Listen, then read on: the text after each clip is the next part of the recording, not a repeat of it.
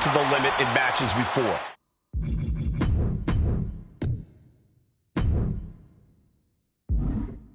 Do you think that could come into play in this one?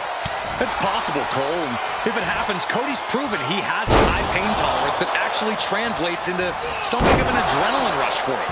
So Cody just needs to keep pushing through in this one and worry about the much-needed ice bath after he gets it. Batten down the hatches. These two are loading. Oh, ouch. The fight is on, and it's furious. Back and forth, neither one giving up any ground. Two titans trading strikes and refusing to back down. Ooh. Who will break first? That was the question. Oh, man. Ooh, stinging kick.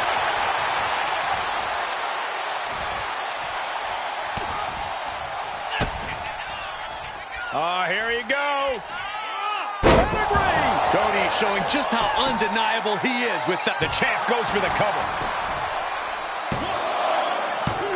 No, he gets the shoulder up. I didn't think we'd see a kick out there.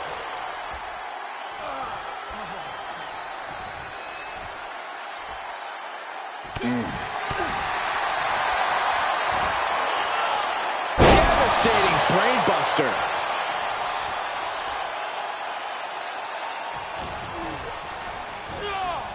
He puts him into the corner. Oh, elbow caught him right on the bridge of the nose. The challenger looking fairly run down at this stage.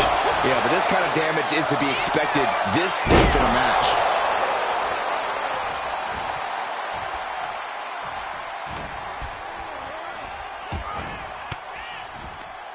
And he retaliates. Cody Rhodes drops down. Big right uppercut. There's the bulldog. Heading to the top rope here. From the top. Elbow drop. And staying with it, into the cover. There's two. I don't know why he just called off the pin attempt. Hopefully he has a strategy. Hayes quick to counter. Battle of counters. No one's getting their full offense in. And you can see that offense was aimed directly at his skull. Catches the clothesline. Unbelievable standing Spanish fly. Rhodes could be on the verge of seeing stars. Has them hooked. Rhodes! May have just won the title with the champion's move. He got it won.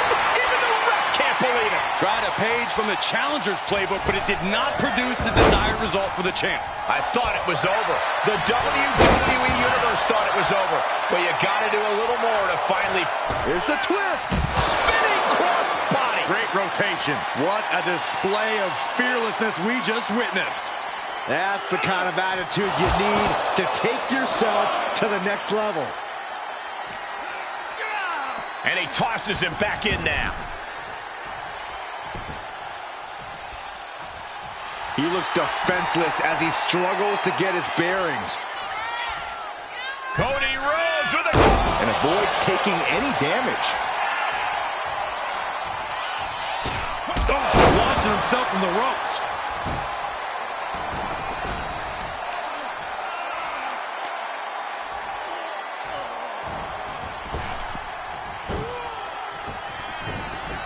Eludes the attack. Cody looking to put his opponent on Dream Street. Crossroads. Two. Add one more day to the reign of the American Nightmare. Here is your winner, and still the undisputed WWE Champion, the American Nightmare, Cody Rhodes. He wasn't giving up that title. No way.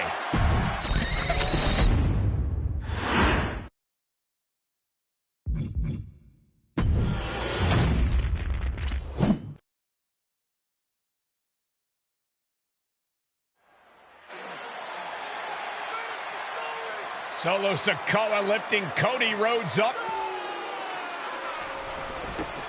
Spear from Roman. Cover. Hook to the leg. Cody somehow survives. Are you kidding me? How? How did Rhodes survive? Desire is how, Corey. Grit is how, Corey. This is how bad Cody Rhodes wants to finish his story. What the? It can't be! It is! John Cena's here! Cena's in WrestleMania! A saving grace for Cody Rhodes. John Cena here to fight off Solo Sikoa. Solo sent crashing to the outside, courtesy of the franchise. Cena's got Roman. Oh, attitude adjustment! Down goes Reigns.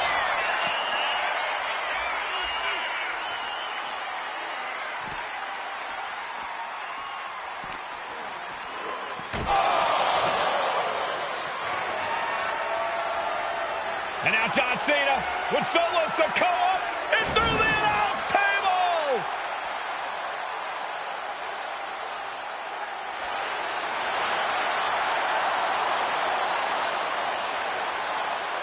Oh, hold on, guys. Hold on.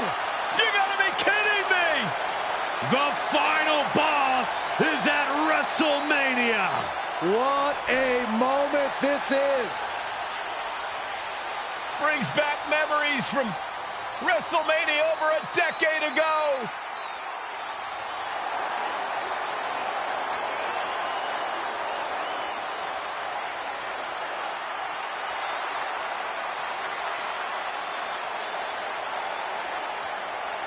Now this is a WrestleMania moment. Rock and Cena face to face, feeding off the electricity of this crowd. This is absolutely surreal.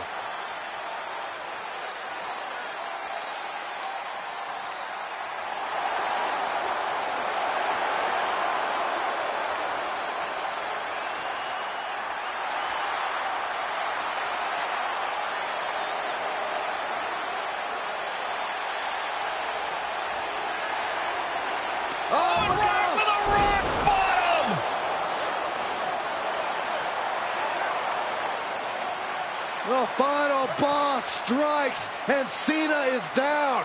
And now The Rock taking off the Mama Road.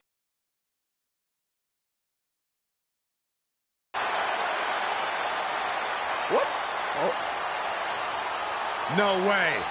No way. Guys? What is going on here?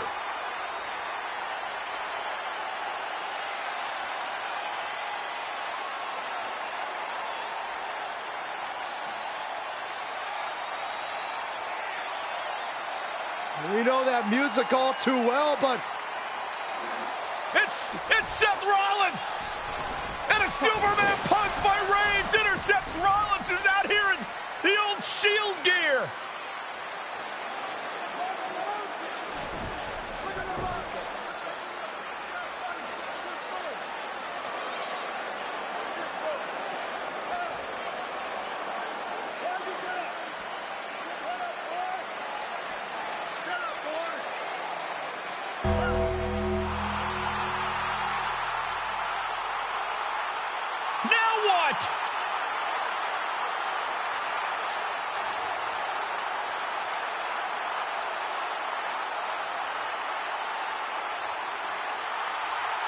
Undertaker's in the ring! oh my gosh! The Great One face to face with the Reaper at WrestleMania. Undertaker with the Rock! Choke slam! The Undertaker's back in WrestleMania! Unreal!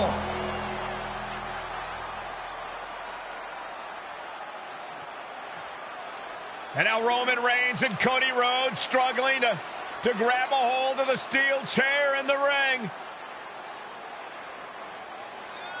Both men struggling to their feet. Roman beats Cody Rhodes. And this could be disastrous for the American Nightmare.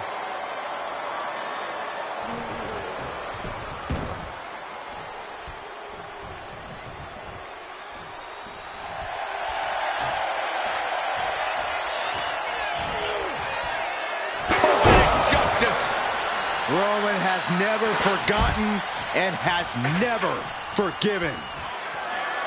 Roman Reigns setting up, looking for the spear to put Cody away. No! Cody catches Roman. Crossroads. And another crossroads. Looking for the trifecta now. Finish the story. Everybody seems to think that WrestleMania 40 was the night the bloodline ended. But anyone who knows us knows that it's going to take more than one bad night to bring us down. If anything, we're just getting started.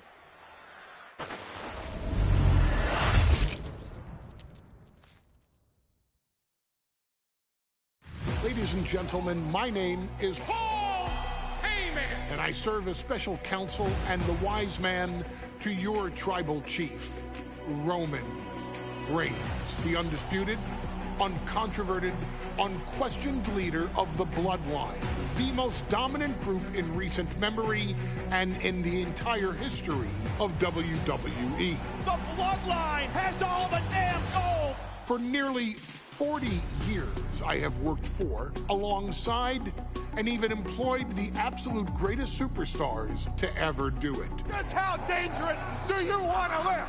I've created the Dangerous Alliance, led an extreme revolution with ECW, and managed the most legendary of all champions. And for me, none of that compares to the relationship I've built with the Anoa'i, Fatu, and Maivia families, the triumvirate that composes this dynasty that we know more colloquially as the Bloodline. My time with this family goes back 40 years. I've led them into battle, strategized with them, and have watched their children grow into top-tier superstars who have also created their own impressive legacies. And so it is my great honor to serve as your host for the WWE 2K25 showcase featuring a dynasty like no other, the Bloodline. When you look at this incredible family tree, this is proof that there is only one royal family in professional wrestling, bound by blood. A blood bond forged between High Chief Peter Maivia and Amatua Anai Anoa'i, the father of Afa and Sika, the Wild Samoans, created a force that has dominated professional wrestling for over 5 decades. An elite collection boasting names like the Wild Samoans, Afa and Sika, as well as The Rock, Rikishi, Umaga, Yokozuna, Nia Jax, Jimmy and Jey Uso, Solo Sikoa, Jacob Fatu, and of course, your tribal chief, Roman Reigns.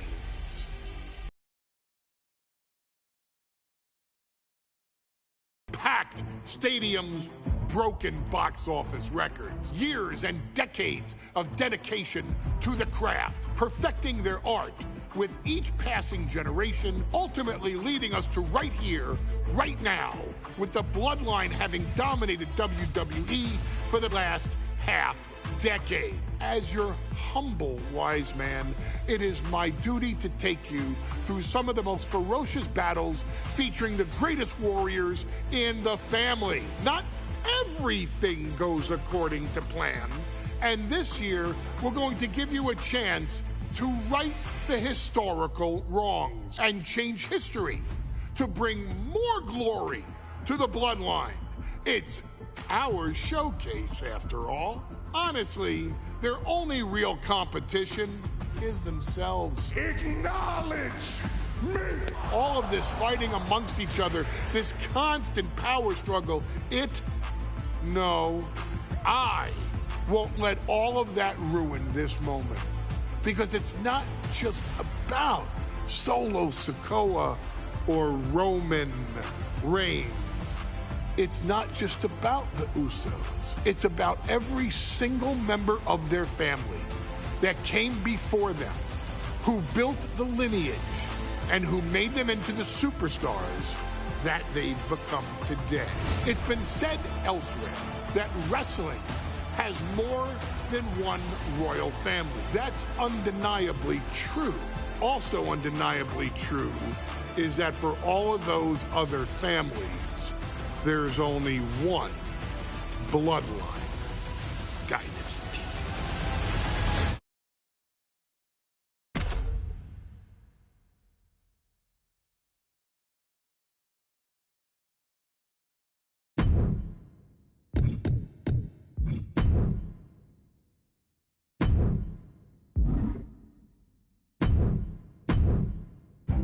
In a family that specialized in brute force over the years, perhaps no one better personified this than Rodney Anoa'i, nephew to the Wild Samoans, better known to the WWE Universe as the mighty Yokozuna.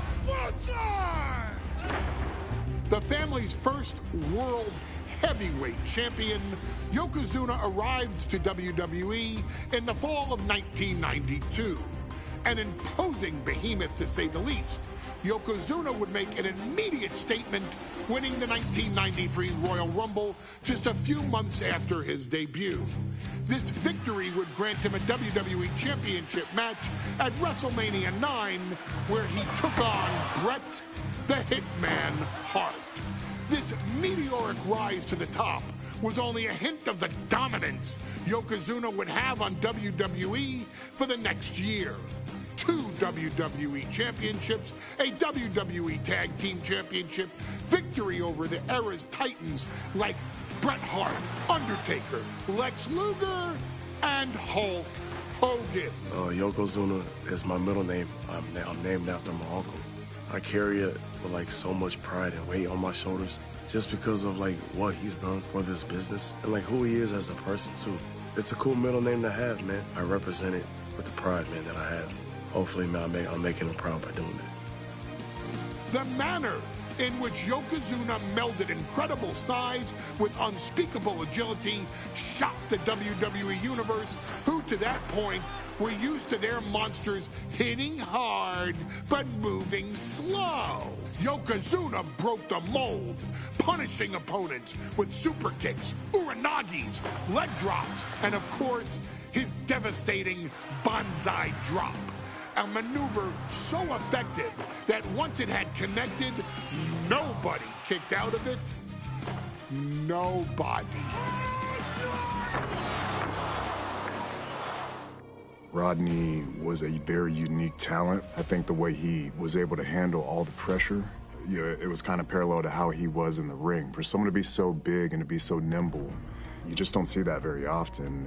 Rodney was one of those first solo guys, singles competitor guys that was able to go out there and really just make waves, make a big splash. I mean, pun intended, I guess. You know, that fool jumped in the pool, he'd knock out all the water, and that's the way it felt sometimes. He would go into those arenas and just suck in all the energy and be able to give it back. So when I look at Rodney, I see someone very similar to me, someone who understands the top, the very, very top of the game, the top position, and everything that goes along with it. In a career filled with so many highlight reel moments, perhaps nothing stands out more than when Yokozuna faced and defeated the so-called immortal Hulk Hogan at the first King of the Ring event in 1993. Looking to humiliate Hogan after the Hulkster stole Yokozuna's WWE Championship only 2 minutes after Yokozuna defeated Bret Hart for the title months earlier at WrestleMania 9, Yokozuna entered the ring totally focused on the task at hand. And on that night, he not only got revenge, but his victory would send Hogan packing from WWE for nearly 9 years. Hulk Hogan is finished. Many felt that Yokozuna had indeed killed Hulkamania. Now, you get to possess the power of the mighty Yokozuna and deal out punishment to Hulk Hogan to walk out of the King of the Ring a 2-time WWE champion. Showcase the ability and the agility that made Yokozuna a Hall of Fame performer and take Hulkamania down. Banzai.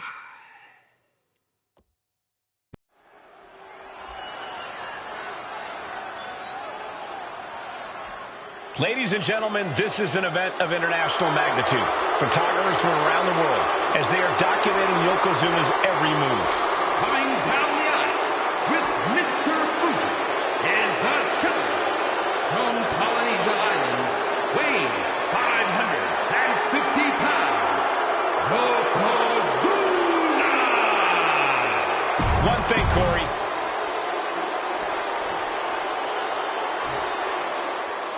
Listen to this. What a phenomenal ovation for the WWE Champion.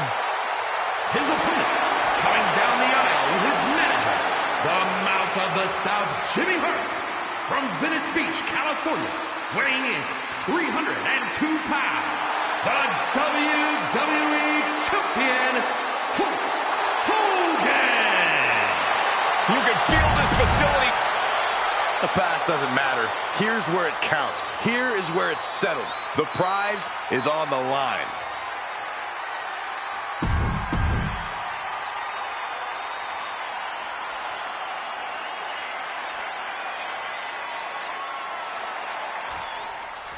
Michael Cole alongside Byron Saxton and Corey Graves, emanating from King of the Ring, 1993. Yokozuna is fuming over his embarrassing WrestleMania loss to Hulk Hogan. Now, Yokozuna has won and reclaimed the WWE Championship and won Hulkamania off the map. Indeed, the last time these two shared a ring, it was disastrous for Yokozuna. Mr. Fuji issued a challenge to Hogan on behalf of his client. And 22 seconds later, Hogan was the new WWE Champion. But that night was mired in controversy as Yokozuna had just been to battle with Bret Hart to win the title. This is going to answer a lot of questions from WrestleMania 9. This is Yokozuna versus Hulk Hogan, and we're going to find out who's the true champion. This is an event of international magnitude. Byron, photographers from around the world, including a large contingent from Japan, are documenting Yokozuna's every move. A lot of pressure on the former champion. There is no way Mr. Fuji and Yokozuna can return to Japan and lose face. And the Hulkster may have some self-imposed pressure. He not only wants to win, he... Oh no, bear hug applied. This is not good for the Hulkster. Yokozuna furiously trying to fight his way out of the bear hug. Can he do it? Yes! Brick wall running into you. Momentum is really on Yokozuna's side. Yokozuna making Hogan regret wanting this match. I love it. You know, Hogan slimming down may have an adverse side effect. Yokozuna can wrench those holds in around the Hulkster's waist now. The waist and chest may be a little bit smaller, Corey, but you better believe that 24-inch pythons have not changed. What was that? He had him exactly where he wanted him.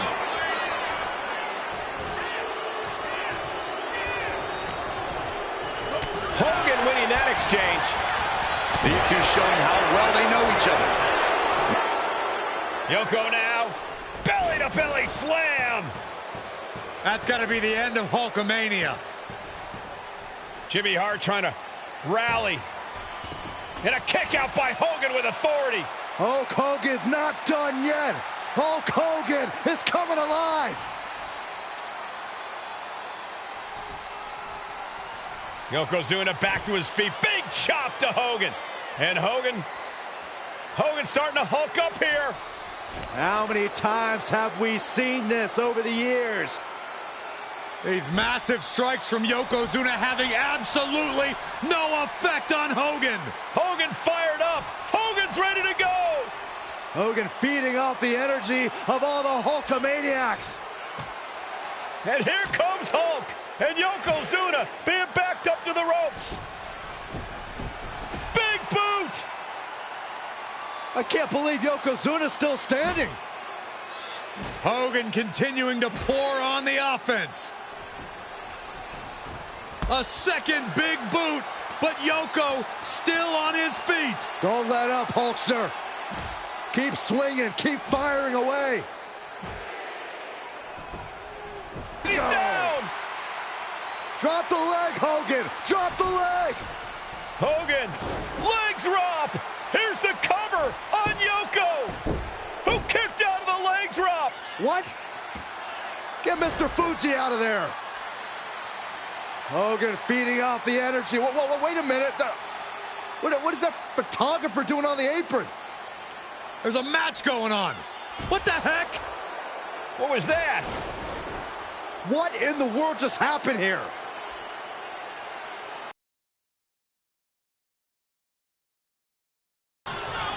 Oh, no. Oh, strongest splash. Yokozuna demonstrating his full power. Hogan's in trouble.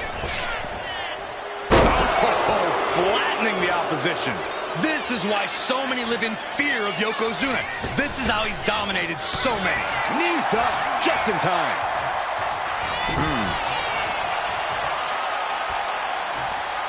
Like a brick wall running into you. No mercy being shown to Hogan here. Yokozuna taking the fight to Hulk Hogan. Got something else in mind, I guess.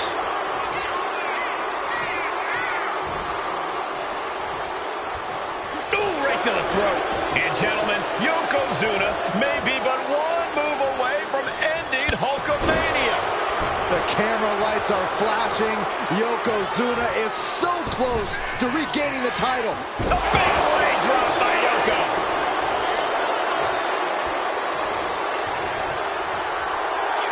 Yoko says this one's over. We might be moments away from crowning a new champ. 3, no, a 2 count. Based on what we just saw, I think this match is far from over. Who knows what... Yoko says this one's over. Bonsai drop.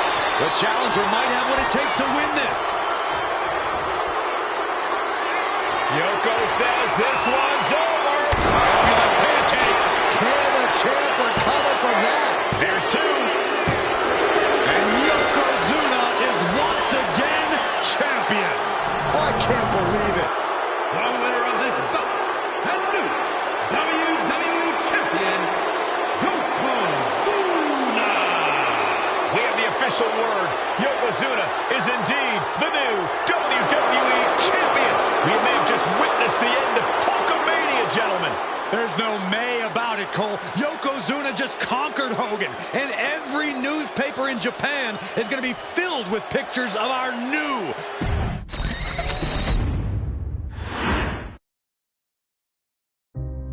Our next chapter sees the showcase spotlight shine on an area in which the family built their legacy: tag team wrestling. Starting with the Wild Samo.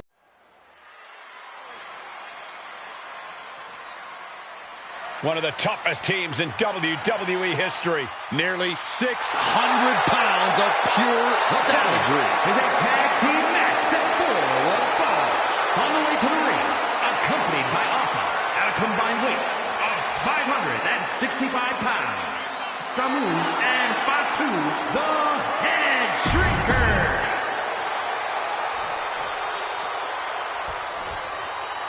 The Steiner brothers getting a tremendous ovation here in their first WrestleMania, and we'll see if they can carry on Michigan's winning ways. And their opponents at a combined weight of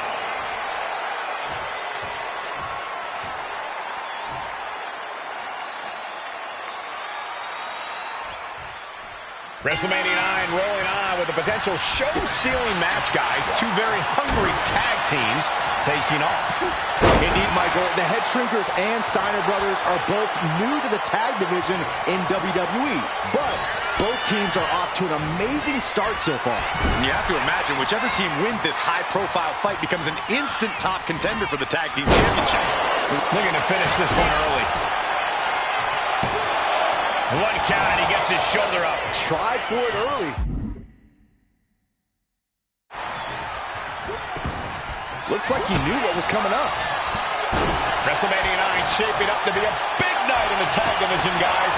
Indeed it is, Michael. Two great young teams competing now. And later tonight, none other than Hulk Hogan will lead the Mega Maniacs against Money Inc. for the tag team titles. Oddsmakers in Nevada have the smart money on Hulk Hogan leaving Vegas with the gold tonight. Down in a hurry.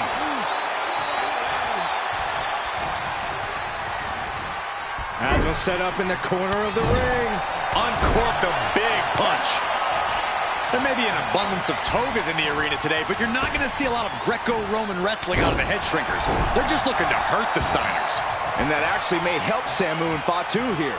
The Steiner brothers have earned most of their wins by utilizing their amateur wrestling skill set. I can't imagine they'll get many grappling opportunities against dedicated brawlers like the head shrinkers. Clubbing forearm. The head shrinkers accompanied at ringside by Alpha, but he's not the only tag team legend serving in a managerial role tonight. That's right, Michael. Just like Alpha, Mr. Fuji earned many WWE tag titles as a wrestler. But now, he's hoping to lead Yokozuna to the WWE Championship. And looking at all the top young talent in this ring, I see many other main event stars of the future that could follow the lineage of Yoko. Steiner gets out of there. German suplex.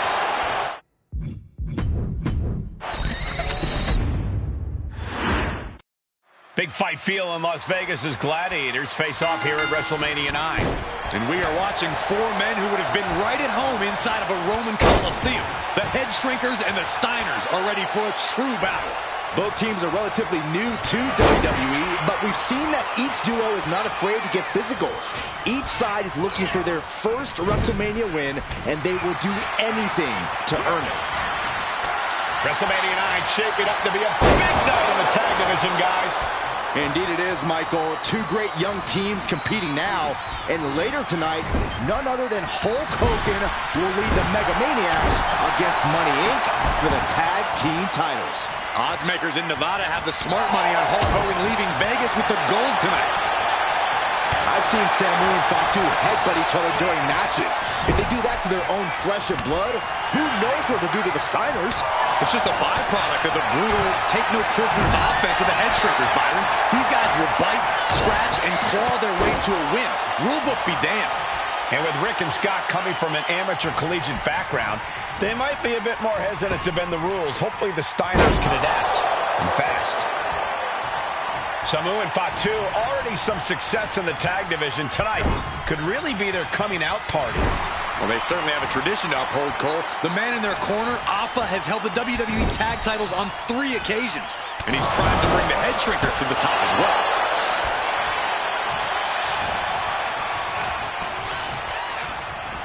Oh, man, thrown with such force, the whole ring is rattling.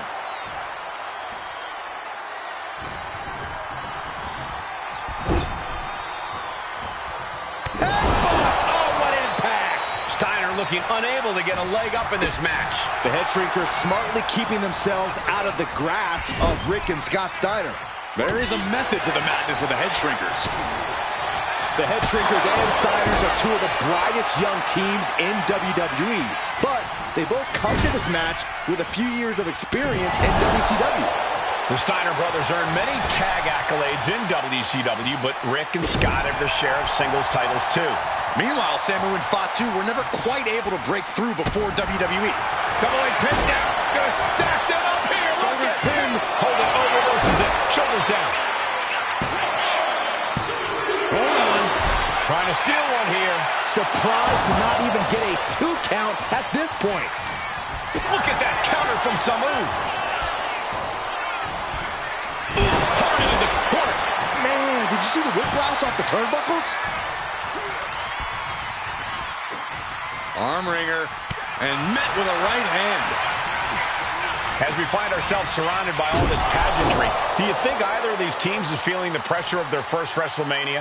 I can tell you that Samu and Fatu truly did not care. Alpha has turned these men into brutal fighters who simply want to destroy their opponents no matter where the fight takes place. And as for the Steiners, we know they have big match experience, tons of amateur championship bouts in college, and some of WCW's biggest events. But even those can't hold a candle to the spectacle of WrestleMania.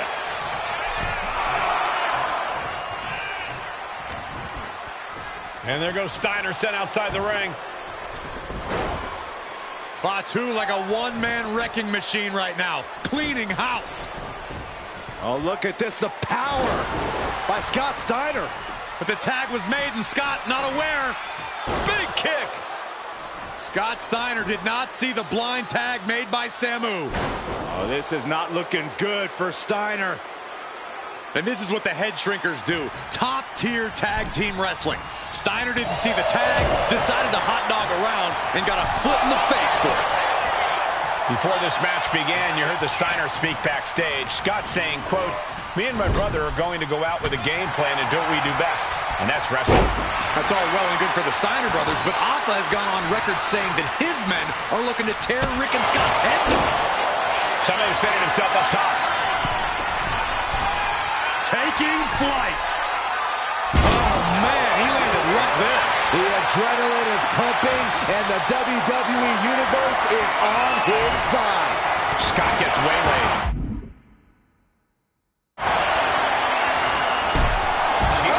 Samu dishing it out now. Seeing some high-impact offense from Samu and Fatu thus far. I'm not sure the head shrinkers are even going for the victory. They just want to destroy the Steiners. To reverse. And we are really seeing the amazing skill sets of all four men in this tag team showcase. Well, we already knew about the brawling of the head shrinkers and the grappling of the Steiners, but men as big as these four behemoths should not be able to fly around the ring like they have thus far. It is made for an extremely tough act to follow, guys. Uh-oh. Sends the knee into the face. That'll stop you. Scott getting worked on right now. Samu is picking up steam. And Scott saw it coming. Getting him right into the corner. Tag made. Rick and Scott Steiner looking for some tandem offense here from the top. Steiner Bulldog. Is that enough to finally put down the head shrinkers? He's still got more left in the tank.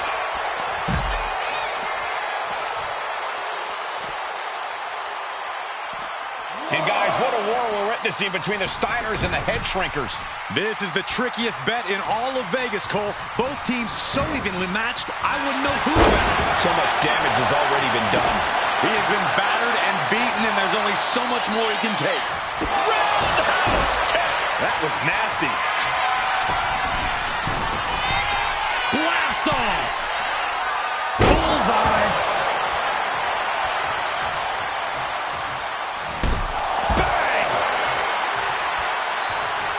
And he's going to the top. From the top. Diving headbutt. Into the pin. Keeps his team in this one.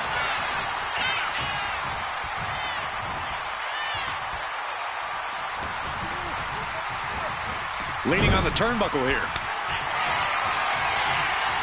Tag. Double team coming. Driven down face first. And the head shrinkers just might have it. Ooh. The head shrinkers from the top.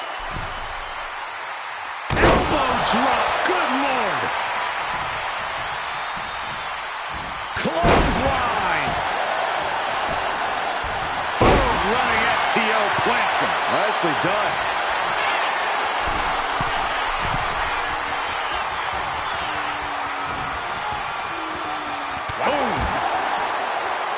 Lift off. Ooh, and fights back. set on his opponent now. Clothesline. And taking even more damage to his head here. He might want to start protecting himself better. Fatu is imposing his will. And Steiner needs to find an opening fast.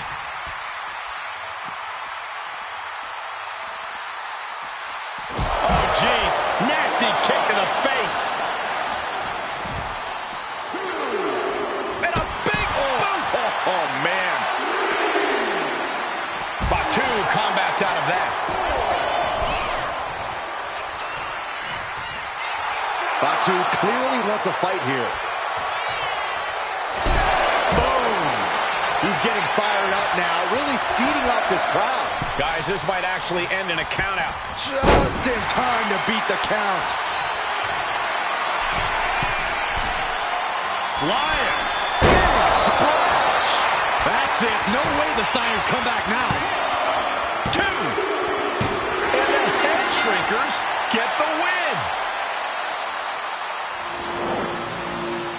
Here are your winners, Samu and Fatu, the Head Shrinkers. And what a huge win for the Head Shrinkers tonight. Samu and Fatu making their family proud and proving themselves as top contenders in the tag division.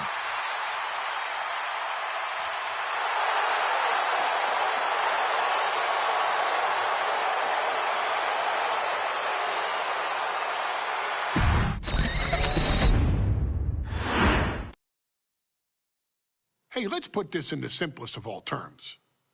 Dwayne "The Rock" Johnson is the biggest celebrity on the face of the planet today.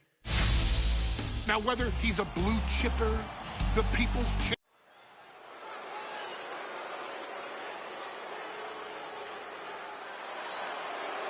And here comes the #1 contender, at least for tonight, Rocky Maivia. The following contest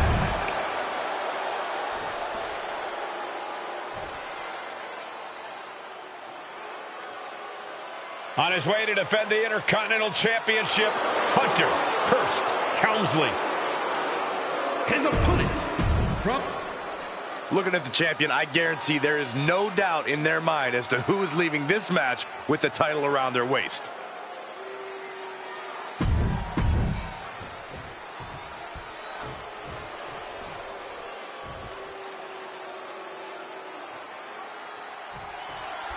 The Intercontinental title hangs in the balance. Tonight in a match between our refined champion, Hunter Hearst Helmsley, and the young challenger, Rocky Maivia.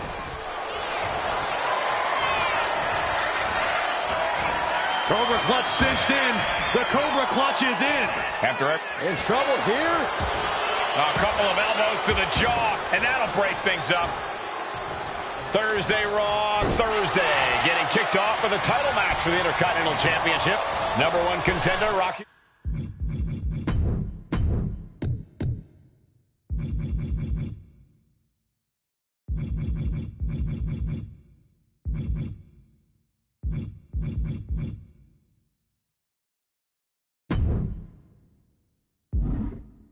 Maivia versus the champion, Hunter Hearst Helmsley. Oof. Intercontinental Championship at stake right here in Lowell, Massachusetts. We're expecting an emotional night for all of us, considering that Shawn Michaels will forfeit the WWE Championship live tonight. Yeah, I saw a very dejected HBK earlier today. I couldn't even get him to crack a smile at all. Well, that's just because no one's ever happy to see you, Saxton. If Rocky Maivia is going to take down the more polished and experienced Hunter Hearst Helmsley, he's going to have to do it with unrelenting energy. Rocky has to keep coming at the champion with big attacks until Helmsley collapses under the onslaught. It's a bold strategy that will take everything the young Maivia's got, but you're right. It could be his best path to his first championship win. Maivia dishing it out now. Maivia keeps bringing the energy, and Helmsley has no answer. From the top, Axe handle. Maivia took to the sky and executed that high risk perfectly. I don't think Helmsley had that scouted at all. Pop right in the stomach creates the separation. Deeper into this match now, and I think it's Helmsley who's reaching peak frustration. Can't quite put Rocky Maivia away. Hunter whipped into the corner. Nobody home. Rocky hit hard. And now Hunter looks to take over this match. Helmsley muscling Maivia up to the top turnbuckle and a big right hand. Helmsley with something big in mind here for his challenger tonight.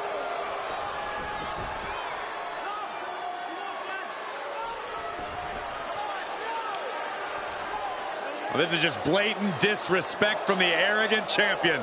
Almost daring Rocky. Hey, you really want my title? You really think you're going to be Intercontinental Champion? Up to the top. Hooking Rocky into a superplex. This could be it. Can Hunter capitalize?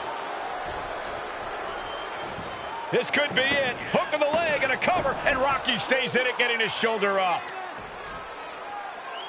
Hunter has to be asking himself, what else do I have in my arsenal? And I think we may get our answer, gentlemen. Yeah, it's just a matter of time, I believe, before this one's over. Hunter hooking Rocky, taking his time, looking to put him away. Maivia just collapsed. This just shows you how much damage Hunter Hearst Helmsley has inflicted on the challenger in this matchup. I think Maivia's done. Official might want to step in, call this one. The official checking on Rocky. Hunter Hearst Helmsley believes this is close to being over. Lifting him back up again. Rocky rolls through. Shoulders down. Rocky wins the title. Rocky Maivia has shocked Hunter Hearst Helmsley. Here is your winner and the new Intercontinental Champion, Rocky Maivia. We have a new Intercontinental Champion.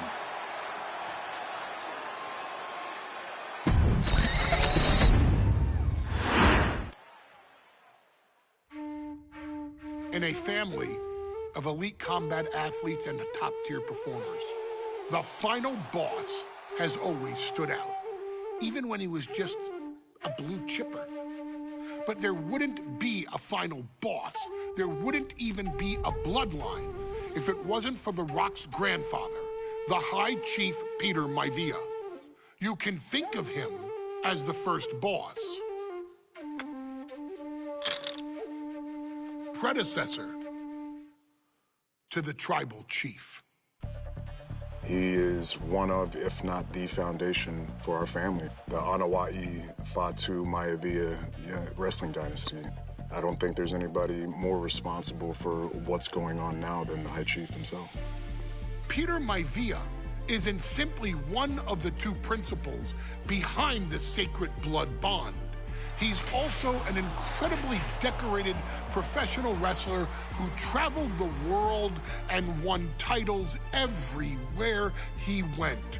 New Zealand, Japan, Europe, and here in the United States, where he enjoyed especially successful runs in Hawaii and California. Maivia would eventually find his way to WWE, engaging in legendary battles with the likes of superstar Billy Graham. His larger-than-life personality would win the WWE Universe over in short order, as it had throughout his entire career. In the ring,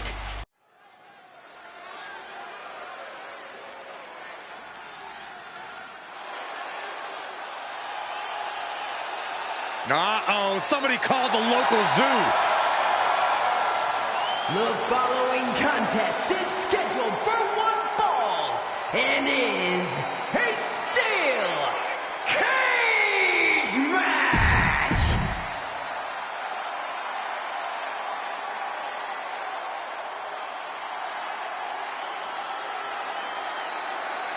And strolling down the aisle, the opponent of George Steele, Peter Maivia. Always a chaotic matchup. His opponent from the aisle of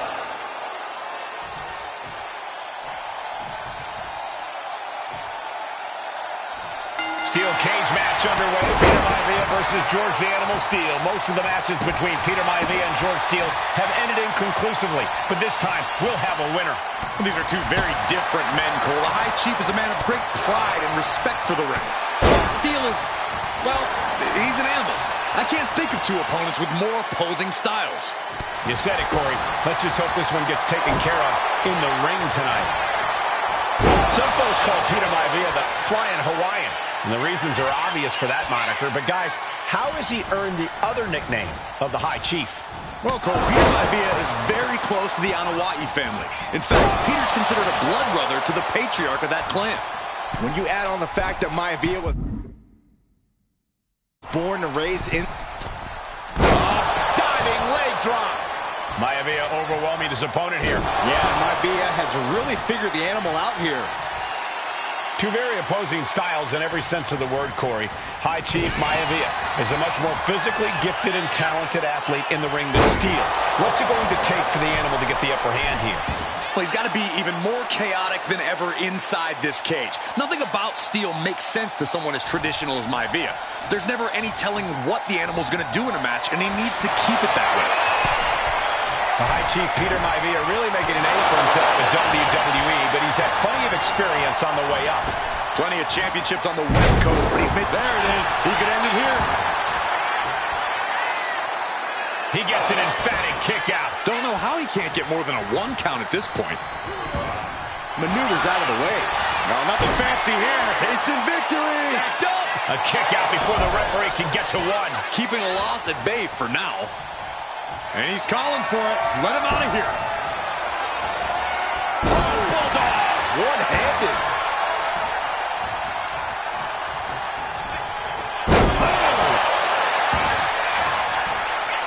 This has to be it. Quick count after one. Still gonna take a massive effort to keep him down. Gentlemen, we've touched on the differences between Maivia and Steel as competitors. One man based on order, the other on chaos, but it's reflected in their looks, too. Indeed, Michael. Just look at the sculpted physique of the High Chief. And the tribal tattoos on his body are extremely intricate and definitely eye-catching. And Steel is, well, he's an ugly creature. Enough hair on his upper torso to classify as fur. Folds in his bald head. He's like a modern-day Neanderthal. I think the crowd knows what we're about to see. Jarring impact. No way Steel's coming back from that. Oh, what a headbutt. The animal may be wounded prey at this point. The High Chief closing in on a successful hunt.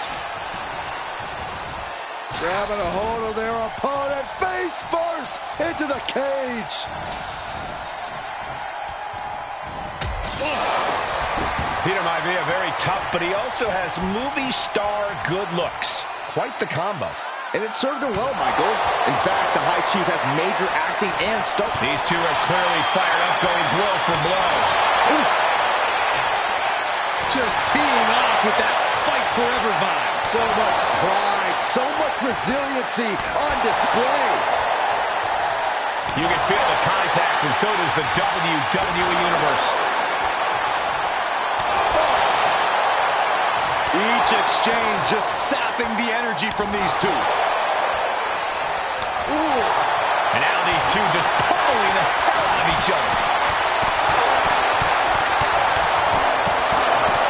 Oh, jeez, looking absolutely rocked.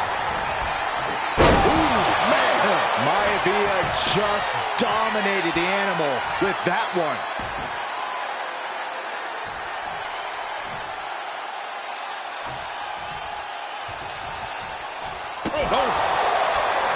George the Animal Steel might be a bit of an underdog here. In fact, he lost the match by count. He wants it one more time. There's the backbreaker. Is it enough? Is it enough for Peter Maivia? Hold on a second. Could be a matter of time. Submission being locked in. The stump puller. Oh, man, it's over. He's tapping. And the High Chief defeats the Animal.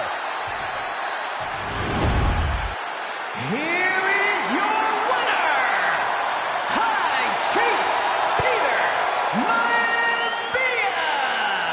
Anytime these two have faced off, it's been eye for an eye. But the steel cage has finally delivered a decisive victory for the High.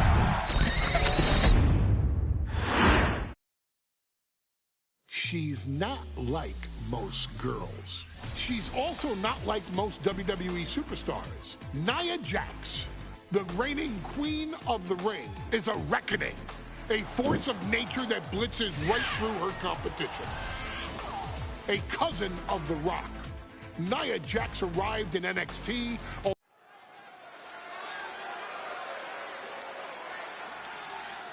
And now a dark horse will face an unforgiving...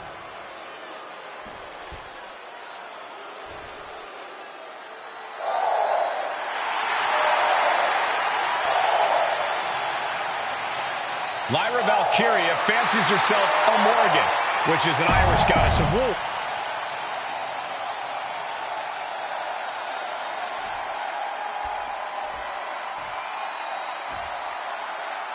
And there will be a coronation. And Nia now misses wildly. Lyra goes up over the top. Nia's got it caught, though. Lyra trying to rely on her technique to bring down the irresistible force, but having no luck at the moment. I'm not sure this is going to work either. Jax just entirely too strong, but whoa! That was interesting. Oh, nice athleticism by Valkyria. Even Jax might be a little impressed. I wouldn't go that far, Saxton. Here comes Nia, just imposing her will on Lyra Valkyria. Again, Lyra showing how resourceful she is, applying the sleeper to Nia Jax. Lyra tried to hold on. And now Nia Jax in control, and she's going to look to put Lyra away. Nobody home! Set outside the ring, and Valkyria's got a chance. Huge window of opportunity. Right now for Lyra Valkyria to strike. Lyra may actually pull this off. Lyra may become queen. Lyra has the advantage. She has Nia reeling. Lyra can't win Queen of the Ring with Jax on the outside. This match has to end in the ring. Nia Jax, Lyra Valkyria facing off in the finals of the 2024 Queen of the Ring tournament. Who will take home the crown? Lyra Valkyria, one of the most technical wrestlers in NXT Women's Division history. But the game is about so much more than technique. It's about experience and timing, knowing when to tap into certain parts of your psyche. Nia knows this, and we've seen it for years. The big question is, does Lyra?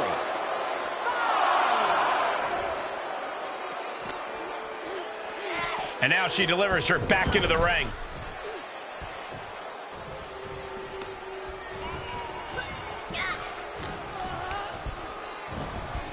She gets put in the corner. These two are finding an answer for everything. Oh, my goodness. Nia doing exactly what she set out to do, keeping Valkyria grounded. Now Jax needs to stay the course, and the crown will be hers. Confidence is always a key for Nia Jax. She comes into every match thinking she hasn't won. But when you have this business in your blood like Nia does, that confidence is genetic.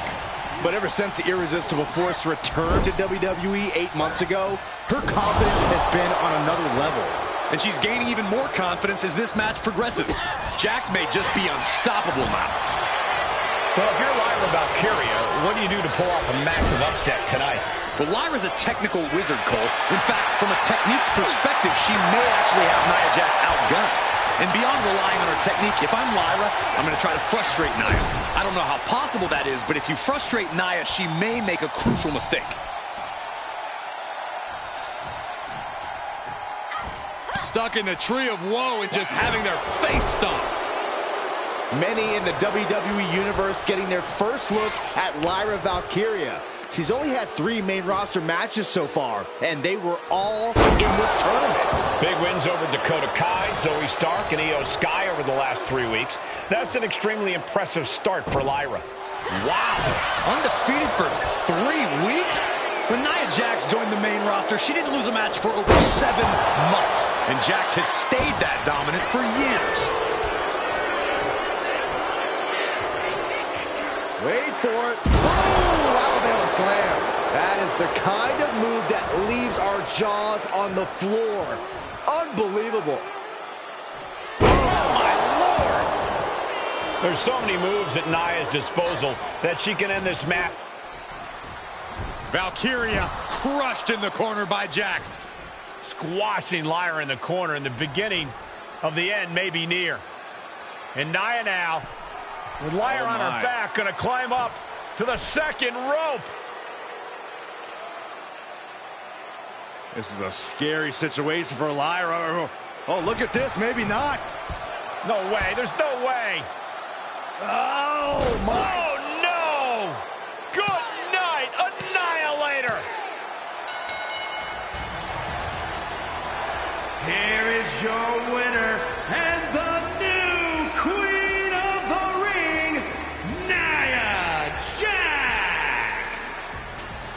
What a victory to the brand new Queen of the Ring. Nia said she would do it, and she backed up her claims. And now the Chief Content Officer of WWE and Triple H going to come in to congratulate Nia Jax, officially crown her the Queen of the Ring. Absolute dominance by the new Queen.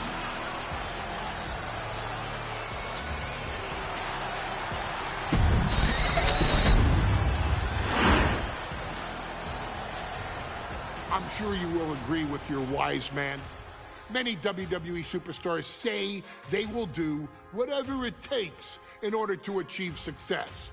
Quite often, it's a bunch of BS. But if you're lucky, you may run into someone who is willing to look out for the group. Someone willing to make sacrifices.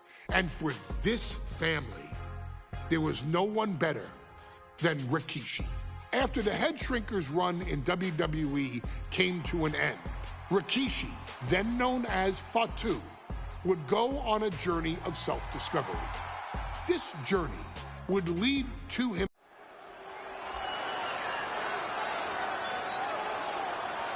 Is it legal to not show up? Rikishi has brutalized Austin lately. Austin will be here, Byron. I just refuse to think anything else. The following contest is scheduled for one fall and is...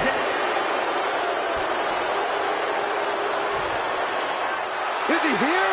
Well, there's the Rattlesnakes music. He's here. Austin's here. Stone Cold Steve Austin came here with no fear, no hesitation, just revenge.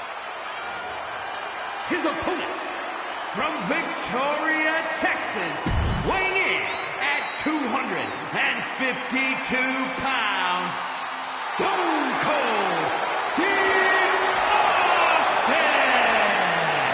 Austin fought for his life to make it back here, to make Rikishi pay.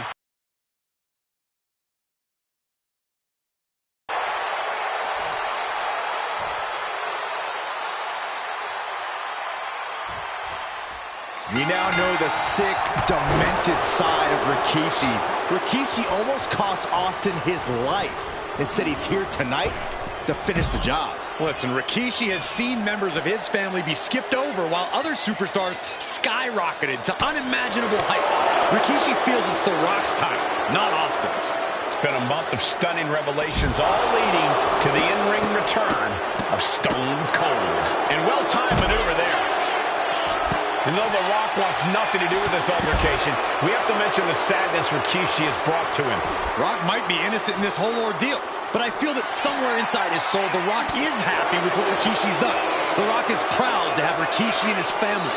No, Corey, what kind of lies are you trying to spread? We've heard Rock say Rikishi deserves what Austin is going to bring him. There's no family pride in that statement. I'm just saying that blood is thicker than water, and it's been an easier ride for Rock without Austin in the picture. And that's thanks to Rikishi. Sounds more like Rikishi is trying to take credit for all the Rock's success. And now gets tossed into the ring.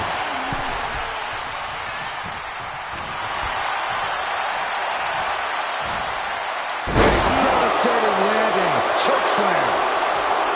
We talked so much about motives leading into this match. In my view, Rikishis are delusional. His family have been given equal opportunities, and they all took full advantage of them. Yeah, my blood boils at the propaganda Rikishi's been selling. But I'll tell you about the most legitimate motive in this story, and that is payback for Stone Cold.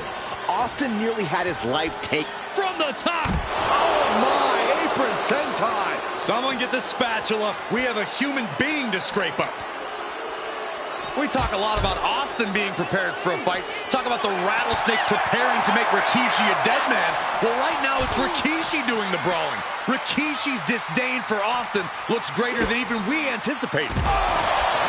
Corey, this situation is so far beyond rational thinking. It's so personal. What does Stone Cold have to do in this one to leave here victorious against Rikishi? I don't know if you can tell someone who almost lost their life at the hands of their opponent to think rationally. Austin has rage, and win or lose, he's going to unleash it all on Rikishi.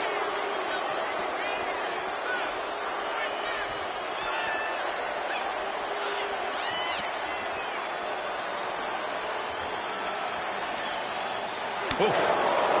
And Byron, I just cannot see any legitimate reason to run over Stone Cold like Rikishi did last Survivor Series. I mean, Austin does ruffle the feathers of a lot of people, Michael, but I don't think any of his rivals would do it in this disgusting lengths that Rikishi's gone to. Stone Cold too slow there. Austin had that one scouted.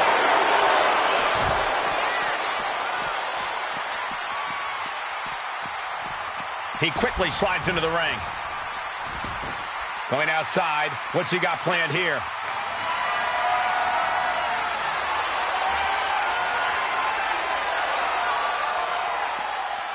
Clothesline. Good Lord. So effective. And looking at my monitor, it just makes me sick to my stomach watching Rikishi. This is a man who has no remorse and feels justified for running Austin down like a dog. Look, to be devil's advocate, you've got to look at Rikishi's perspective. He's proud of his Samoan lineage and saw an opportunity to give his people a leg up in the shark tank that is WWE. Oh, are you serious, Corey? Rikishi ran over another human being. We're fortunate that it only put Austin on the show for 10 months instead of his whole life. It's sick that you would even condone what Rikishi did. Don't twist my words, Seth. I'm not saying I condone Rikishi's action. I'm just saying I understand them.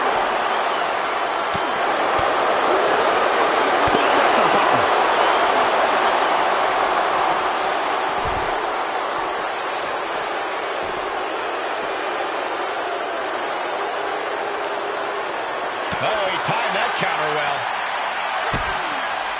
DDT!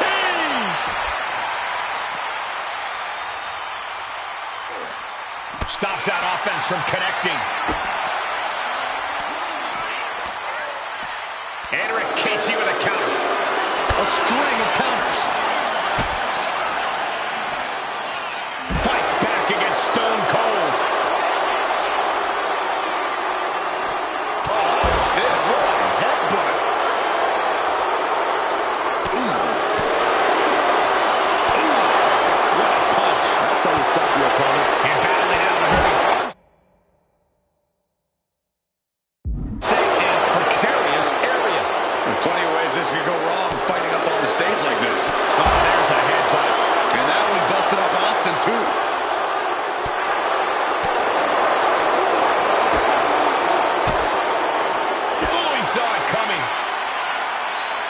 Continuous counters. These superstars looking locked in. Down on the jaw. You bite your tongue with that.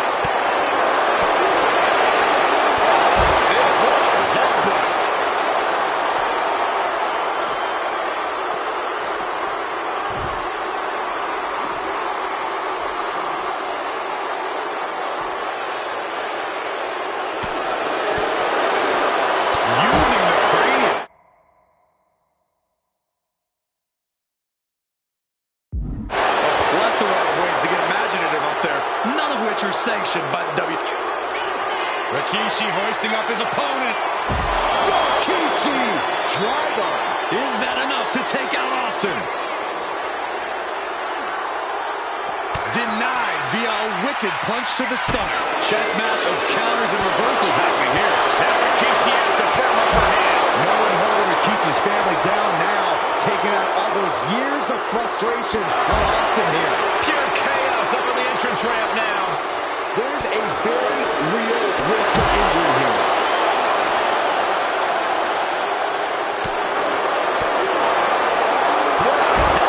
Vicious.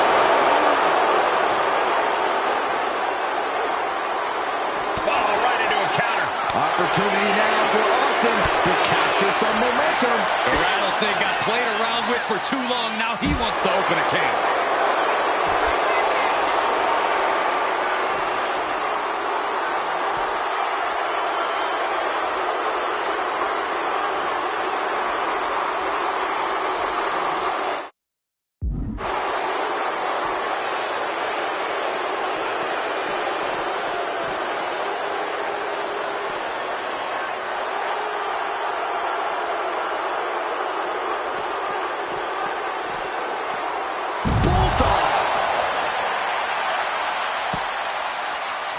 Looks like he's coming back in. Austin reminding him that Stone Cold is not someone to take lightly. Here we go again. He made his point. Concentrate on the match instead of everything outside of it. Taking things back into the ring. Spiked.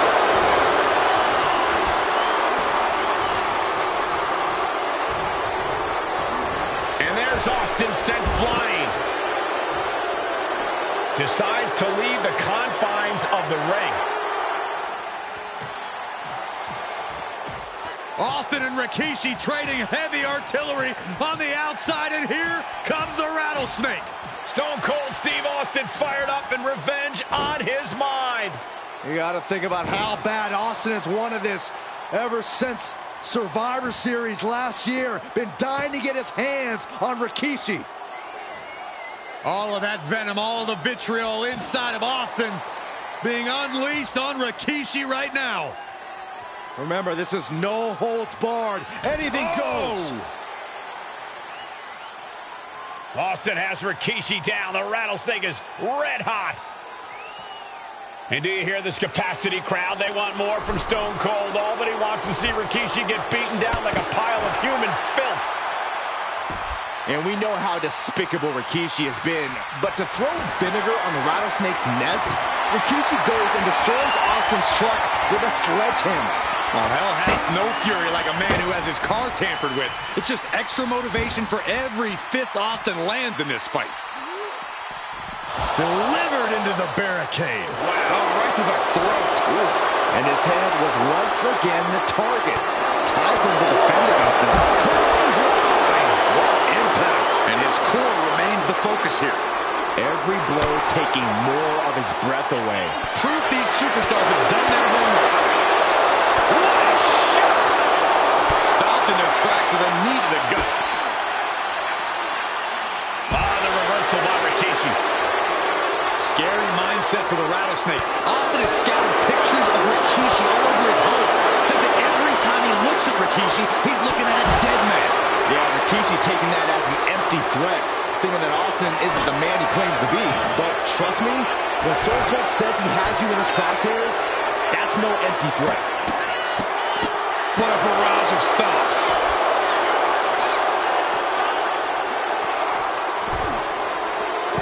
Got out of there at the perfect time. Oh, man, meeting the barricade. Oh, he slammed his face right into the barricade. The Rattlesnake's being picked apart. Rikishi with an onslaught here against Austin. Dare I say, Stone Cold could be in trouble.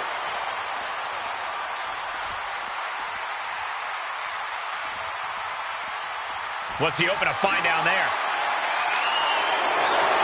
Somebody please tell me what the goal is here with this.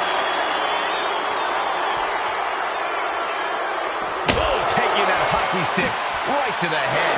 He's quick to get out of the way there. There's been a lot of vitriol coming from fans towards Rikishi these past few weeks. And this Albany crowd is continuing that pattern of disdain. You think Rikishi cares about the fans, though? No, not at all. He truly believes he's done something for his family, for his people. His family's respect is the only respect he's desperate for. A show of confidence from Rikishi. Not sure if he should waste all his time hot-dogging around. Goes under the ropes and into the ring. Shoved right out of the ring. He's leaving the ring now. No countouts to worry about. And Rikishi slows Austin down with a thunderous right. Austin's in trouble. And now steel chair. Oh, and Austin Austin. He just averted disaster there. And now Austin gonna deliver the punishment with the steel chair.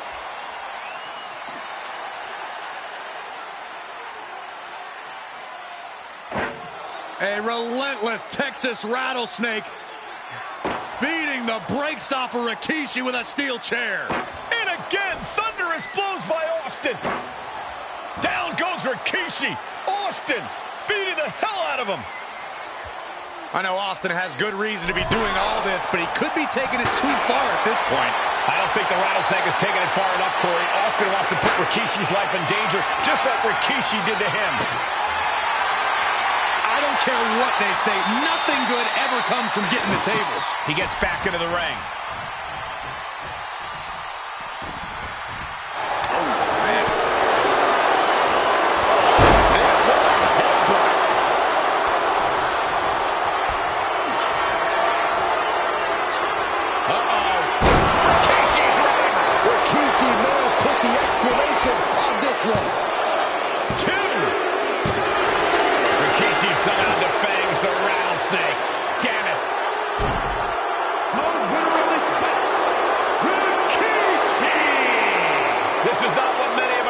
To see.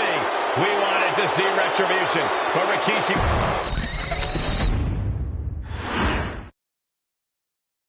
His arrival signaled impending doom. His very presence was enough to intimidate even the bravest WWE competitor. His name itself simply meant the end. And if you found yourself standing across the ring from Umaga, you were most certainly coming to the end of your own road. The younger brother of Rikishi, Umaga, was every bit the Samoan bulldozer that his nickname would suggest, mauling opponents with ease, relishing the chaos that he created.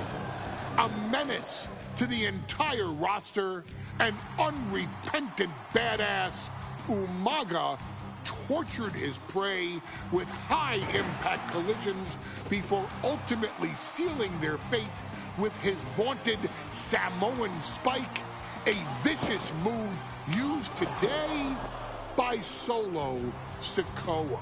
Inside the ring, man, he was just a complete monster. Anybody that stood in front of him, he was going to wreck him no matter what he had to do. He was just a crazy, wild Samoan. Outside of the ring, man, just a loving guy to be around. A fun uncle, always joking, always barbecuing at his house. I always looked up to him. He was just so cool. Perhaps an unheralded aspect of Umaga's game was his mastery of mental warfare. Umaga loved to present a wild, out-of-control savage, one who needed manager Armando Alejandro Estrada to handle all the details while he destroyed opponents. Umaga was the perfect definition of the word aura. A two-time intercontinental heavyweight champion, Umaga established himself as one of the purest forms of dominance to ever set foot in a WWE ring. His intense clashes with Batista, the Heartbreak Kid Shawn Michaels, and Triple H, along with WWE Championship battles against John Cena, still live on in the memories of those who were fortunate enough to watch Umaga perform.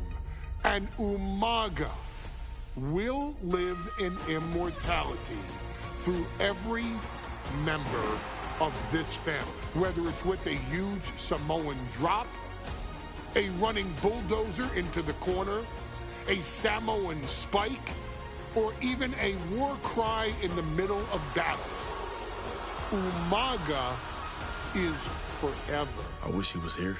I know he's watching from above. So you, our beloved Us in training, are asked one simple thing here in the WWE 2K25 showcase: to defeat John Cena. You've done that in this mode before, right? Simple. It was at New Year's Revolution in 2007 that Umaga and John Cena first collided for the WWE title. Umaga appeared to be too much for Cena in the minds of many pundits. Undefeated in WWE some 9 months after his debut, and things were going very well for Umaga. Until they weren't.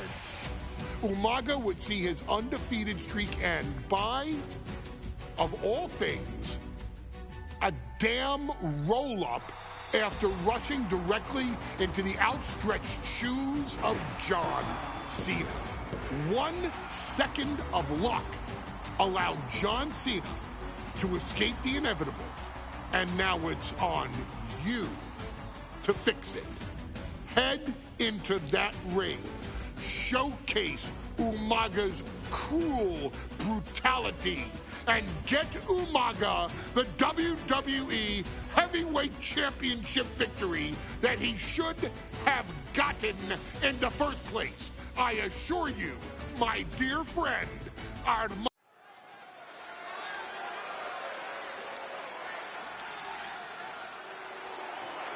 Well, ladies and gentlemen, here he is. He could be the next WWE champion, the near 400-pound Umaga.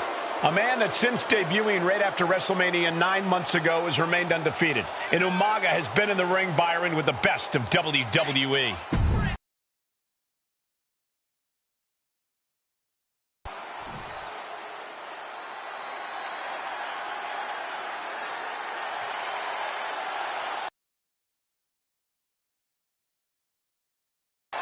A phenomenal ovation in this arena because the champ is here.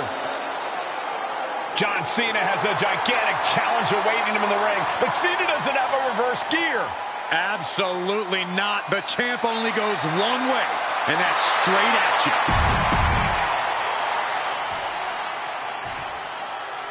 The following contest is scheduled for one fall, and it is for the WWE. The challenger not taking their eyes off the championship. And the champ is staring. Here we go with the WWE Championship on the line. John Cena versus the Samoan Bulldozer Umaga. Big fight feel here in this building. The undefeated Umaga has set his sights on Cena, and there's nothing left standing in his way. Umaga doesn't just want to beat John Cena. He wants to obliterate him, like he has all his other opponents. But this is John Cena we're talking about. If anyone can stand up to Umaga's brutality and power, it's him. Cena's going to fight to defend his title with everything he's got. Hey, let's remember this event last year, Byron. New Year's Revolution has not been kind to John Cena. He lost his championship a year ago at this same event. A mental hurdle Cena needs to overcome for sure. But the past is the past. I think John has a much bigger distraction in front of him right now. Ooh. Oh my God! Boom! And Umaga will look to continue to use his 100-pound weight advantage in an effort to become the WWE champion.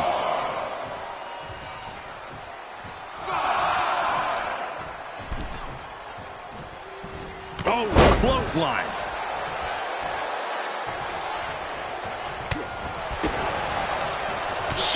Clothesline. A rare position for Cena in this fight. We can't often say that John's overpowered in a matchup, but this 360-plus pound Samoan Bulldozer is more than a formidable opponent. Listen, sometimes when there's a fight, you're not always going to be the biggest. You're not always going to be the strongest. And even if that is the case for Cena tonight, John Cena has never met a fight he didn't like. Cena will try to gain strength from this capacity crowd in Kansas City, but not even that may be enough to stop a rampaging Umaga. No question John Cena has his work cut out for him taking on Umaga, who's been aptly named the Samoan Bulldozer for his relentless offense. Yeah, and while Umaga may not be as refined in the ring as other superstars, his ruthlessness more than makes up for the difference. If Umaga can connect with some truly merciless attacks, then Cena and his title reign could quickly be in trouble. He turns it around on Umaga. And I could look at Umaga and he reminds me of Yokozuna, whose unmatched thickness and size is an orthodox offense. Look at Umaga's thighs. thighs, his calves, they give him a great power and a great base. It makes him almost impossible to knock off his feet. He's thick, he's strong, he's nasty, and he won't be slowed down.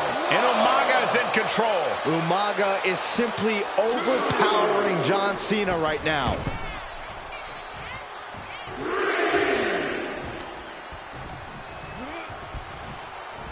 Waistlock applied, but their opponent, Big right hand. crucial turnaround there because Cena was falling behind. Could be what Cena needed to ignite a rally. And Umaga, of course, coming from a very rich heritage. Some of the greatest athletes in any sport come from the Samoan heritage. Umaga's aggressiveness can be traced back to his bloodline. When you're fighting a Samoan, you are battling a tough, scary human being.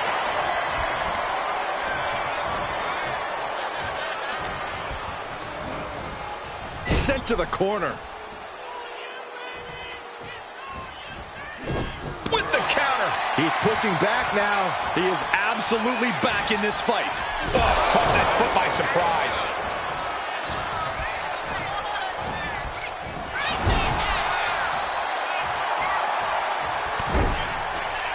Vicious shoulder tackle in the corner. Kick right to the body. This is just establishing dominance, followed by the stomp. Some good offense from Cena there, but it's going to be hard for John to have any lasting effect on such a huge man. Climbing up the corner. Taking his time, preparing to attack. Up high.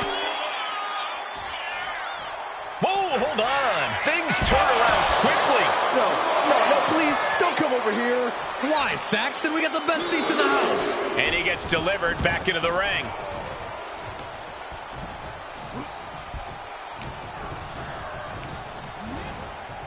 Placed him in the corner here. And Cena flattened in the corner. Umaga's just overpowering him. Look at the strength. Into the corner, just setting Cena up. You have to start to ask yourself, is the end of John Cena near? I think so. Look out! A headbutt. No one has been able to stop Umaga. No one. You are seeing why Umaga is undefeated. Why no one has been able to stop the Samoan bulldozer. Here comes Umaga, and Cena catches him with a boot. John Cena from behind, rolls him up, shoulders down, and a kick out by Umaga. And Cena immediately back into the clutches of Umaga. I'm not sure what else Cena can do here. I'm not sure John Cena knows how to stop Umaga. And Corey, you know there's no force equal to being on the receiving end of a headbutt from Umaga. It's in Umaga's DNA. Generations have perfected the art of using their own skull as a weapon that could stop an elephant. Sometimes I look at Umaga and it just scares me. I think he forgets that he's even in a championship match.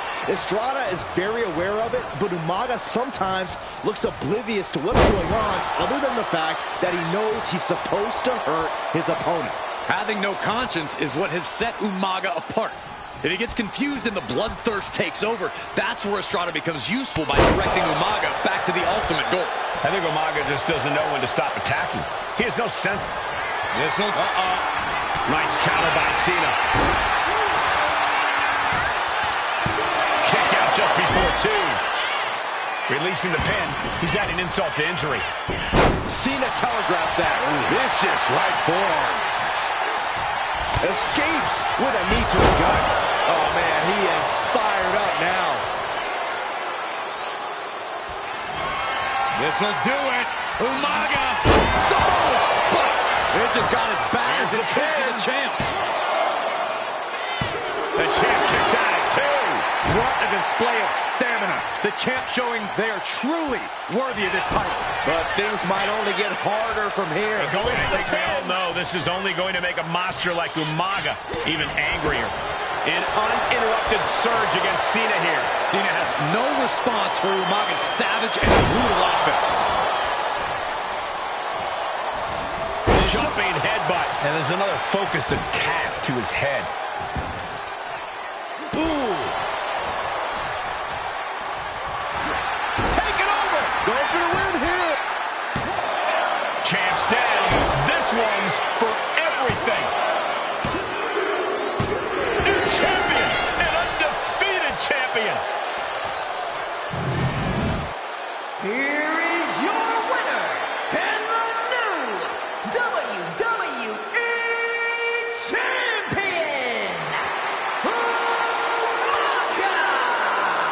This proves it. Truly no one can withstand Umaga. The Samoan bulldozer has wrecked his way straight.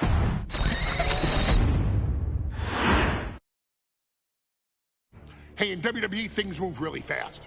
If you aren't present in the moment, it can feel like a year goes by in only 2 or 3 minutes. That's why you always have to make time to make sure that you check. Hold on. Did I just hear myself say 3 minutes? Stop. Can you believe I'm actually doing Eric Bischoff's shtick? In the early 2000s, few words sent a shudder through the roster like the words 3 minutes, summoning the fierce.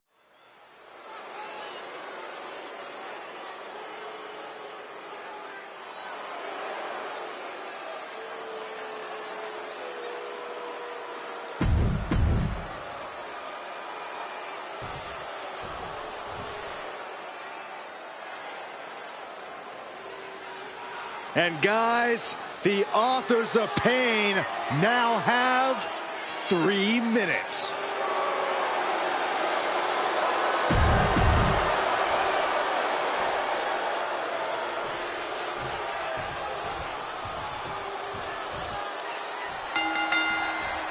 We got 3-minute warning. The authors of pain clashing tonight in what should be a harrowing Extreme Rules match. Considering the teams involved here, it comes as no surprise that we have medical teams standing by backstage. Yeah, these are two of the most merciless and physical teams we've ever seen. Lasting bodily harm isn't just highly probable in this match, it's essentially guaranteed. So I, for one, can't wait to see what these teams do with the rules thrown out the window. They're free to be as creative as they want in their pursuit of absolutely annihilating one another. Many would call the AOP and 3-minute warning equally brutal. How can one of these teams get the edge in this head-to-head contest? It's true they're well matched, but AOP tends to be the more methodical and calculated. And getting the player here. Kicks out at just one. Loose cover leads to a strong kick out. Just look at the size of all these superstars. The ring had to be reinforced before this match. Over 1,300 combined pounds. Perched up top. Ooh! Crash landing. Ooh! Oh, you can tell he's feeling it now. This fight is pumping him up. Stop right to the gut. And that'll take a bit of a fight out of Aikman. Yeah, Jamal reminding his opponent that he's not someone to take lightly. Superstar setting up. Oh, what a slam! Landed him. Both athletes showing incredible reflexes here. Headbutt. Vicious. Headed to the top rope. And slides back into the ring. Here we go. Misses big time. Reversal. And that turns things around. Pay special attention to Rosie in this matchup. 6'5", 375 pounds. The man can run a 40-yard dash in 4.8 seconds. This guy is a pure athlete. Rosie played high school football with a legendary running back before playing college ball in Hawaii. Imagine being pancaked by the force Rosie brings. Gets put into the barricade. Into a German. Big forearm. Here we go, Byron. Samoan drop. Oh, what a headbutt. Double axe handle. Brutal.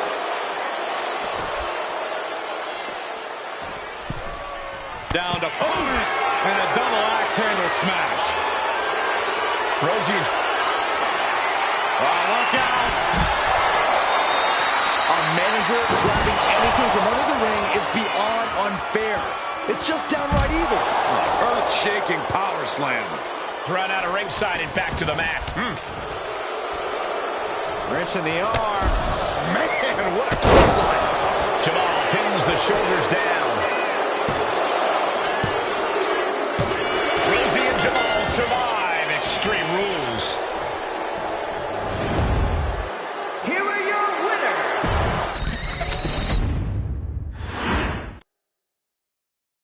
We've come to the part of the showcase where we get to talk about Tamina.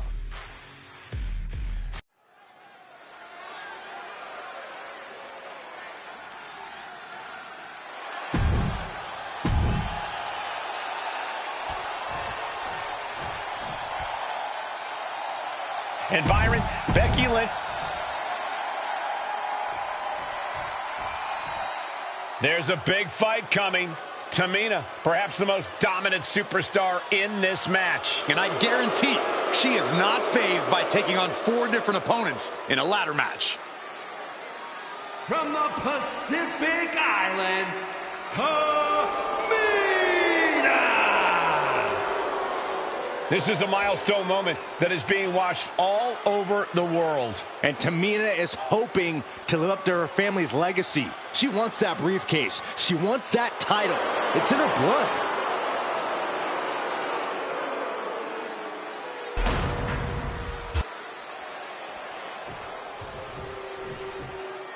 Mela is money, and she is as confident as ever.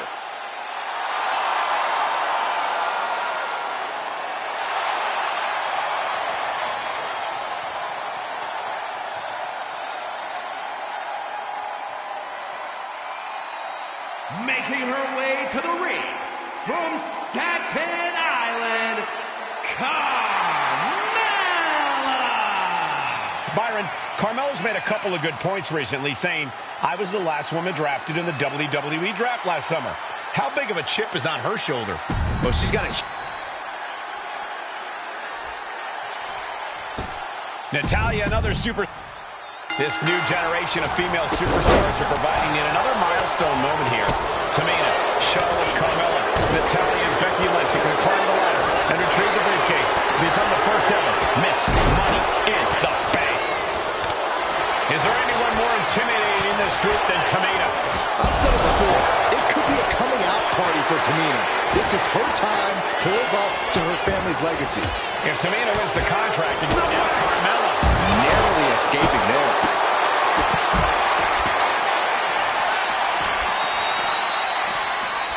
Man. She's getting that ladder exactly where she wants it. A crucial step. Climbing up. But is there enough time to go for the win? She's grabbing at the prize now. The whole match is literally in the palm of their hands. Tamina landing heavy offense on Charlotte. Charlotte thought tonight would be an ascension to her throne. Tamina's here to ruin that dream. And looking at the playing field, the majority of these women love to utilize their submission offense to put opponents away. Tapping someone out won't win this match, but these women should not shy away from using the biggest weapons in their arsenal. We've heard Becky say she was going to rip arms off tonight. You can't exactly climb a ladder with no arms. And Carmella fight. Look out. Now it's Lynch. And she re-enters the ring. Ladder set right in the middle of the ring. Starts to climb, but needs to move quickly. Full focus on obtaining the prize. Time is your enemy here. I just don't know if there's enough of it to get it down. Oof. Powerful contact by Tamina. A contract that can change lives hanging above the ring. Probably the most profitable opportunity in our sport. 15 out of 17 superstars have successfully cashed in the Money in the Bank contract. A surprise cash-in has only failed once, and the other failed cash-in was alerted to a week in advance. You are almost certain to become the next SmackDown Women's Champion if you grab the contract tonight.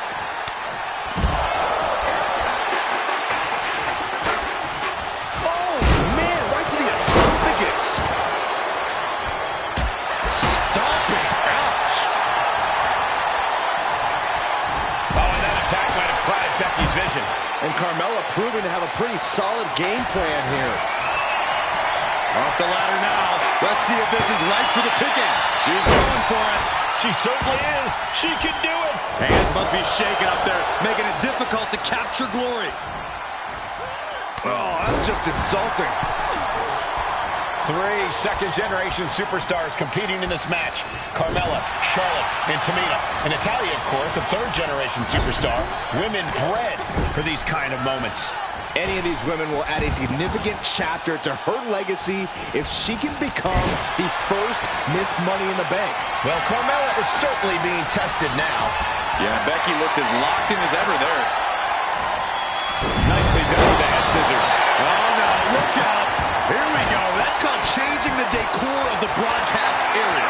I have a feeling there's more to come, Corey. I see how it is. Going to take any shortcut to bypass the clean competition. Hey, there's nothing wrong with a shortcut, Saxton. Ooh, brutal impact into the corner. No safe haven in this match. These ladders can be your best friend or your worst enemy. There's no allies in this match. It's everyone for themselves. There is no room for friends when history is being made. Not when you can go down the record books as the first Miss Money in the Bank. Every successive move is putting their opponent in a dicey situation. And Tamina's confidence must be low after that attack. Yeah, Natalya showed that family wisdom.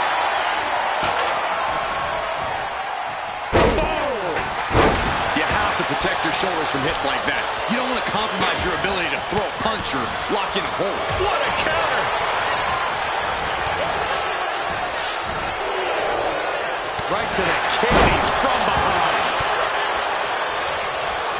Lynch landing awkward on the outside. Taking this match to the outside. You have to admit, that was a smart bit of offense, cutting their opponent down to size like that. It looks like she wants to take this match outside.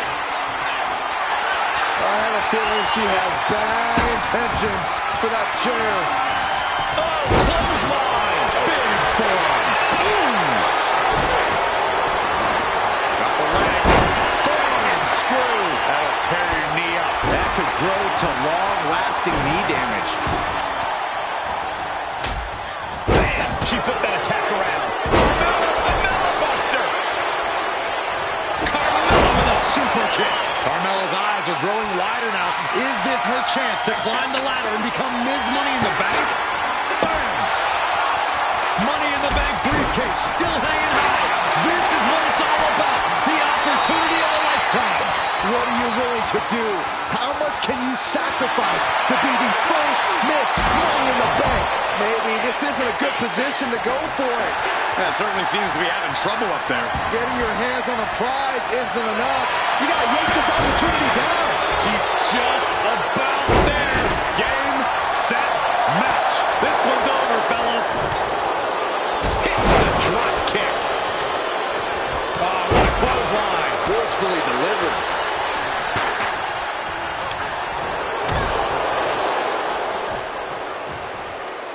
Nice reversal by Charlotte Flair. Charlotte driving. Both women crashing down hard. The Queen, Charlotte Flair, the first to her feet, surveying the situation. Oh, my. They tomato into the steps. Well, you are seeing a heightened level of aggression, heightened level of intensity from all these competitors because of the stakes involved. Guys, where's Charlotte going? Flair looking to up the ante now from the top. Oh, my goodness, taking out everybody. The Queen rising to the occasion. What you just saw is why we say Charlotte is genetically superior. Yeah, undeniable athleticism from the Queen.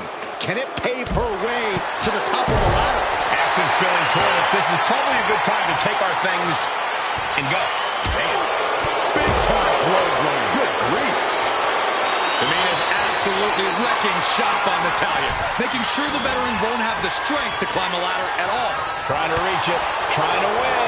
Looks like scaling the ladder was the easy part of the job. Unhooking the prize is the big challenge. Carmella gets waylaid. Clothesline.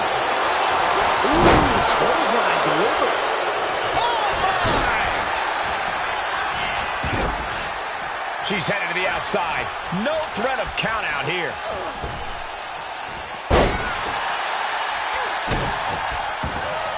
And she slides her back to the mat.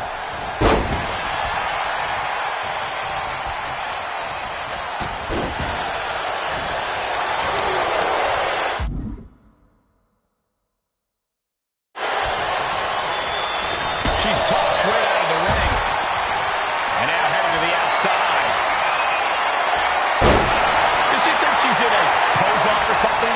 This is a wrestling match. Way up high, all the way down with an atomic drop. Bang! Vicious boot. Unloads with the boot. Meanwhile, it's Carmella. Sit-out slam. Her endurance is really being tested now. And all of this pain and discomfort will make ascending a ladder very challenging. Oh, meet me in the basement. I got a foot to the face for you. Oh, jawbreaker. Call it dead. Oh, look at this hair pull mat slam. She's bringing the fight outside. Lynch saw it coming. And she's only taking more damage at this stage. This deep into a ladder match, the last thing you want is to start breaking down. Head up that ladder. Center of the ring. Both superstars on the ladder. And the fists are still flying. And that was a successful bit of offense with that maneuver. Moving into the ring. Big forearm. She'll take this fight wherever she has to. Reaching the very top of the ladder. I hope they know what they're doing. That attack to the head, no doubt rocked her a bit. Off the ladder now. Let's see if this is right for the picking. She's in place. Can she end this here? All eyes are glued high above the ring. Face buster. She's taking things to the floor here.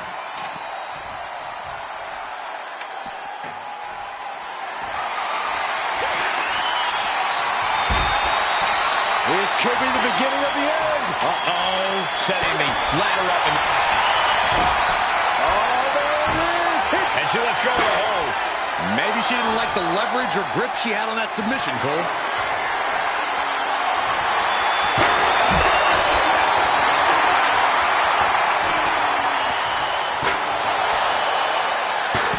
She gets around the attack. Oh, this trap, but she gets away.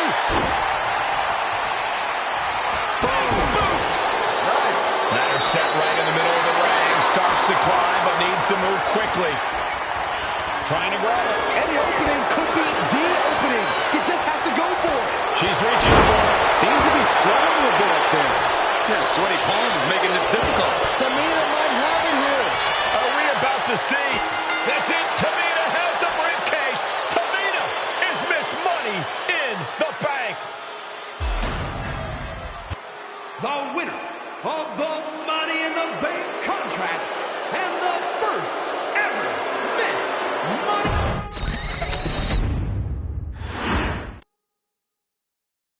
Any member of this family that enters the professional wrestling business knows about the expectations that are going to be on their back. They know about the prestige that their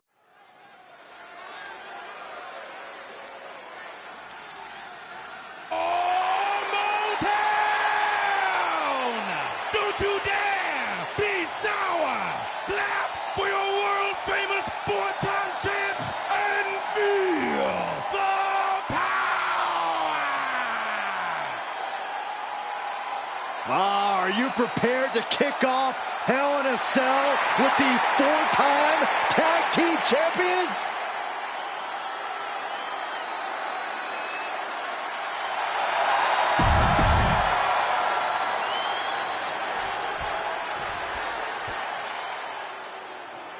This is the first time that tag titles will ever be defended inside Hell in a Cell. And at a combined weight of 493 pounds, Jimmy and Jay, the Usos.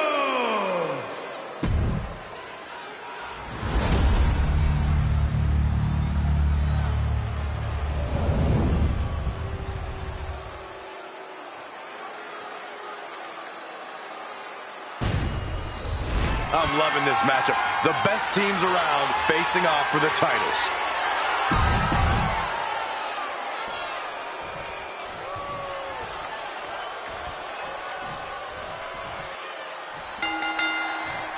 The cell door is locked. First of two Hell in a Cell matches tonight in Detroit. This is the 20th anniversary of this barbaric match. The Usos and the New Day must be prepared for pain and punishment. Two of the greatest tag teams ever. One of the best rivalries going today. It all comes to a head right now for the SmackDown Tag Team Championship. Corey, a few weeks ago, we saw the New Day walk out of SmackDown as champs in a street fight. A match the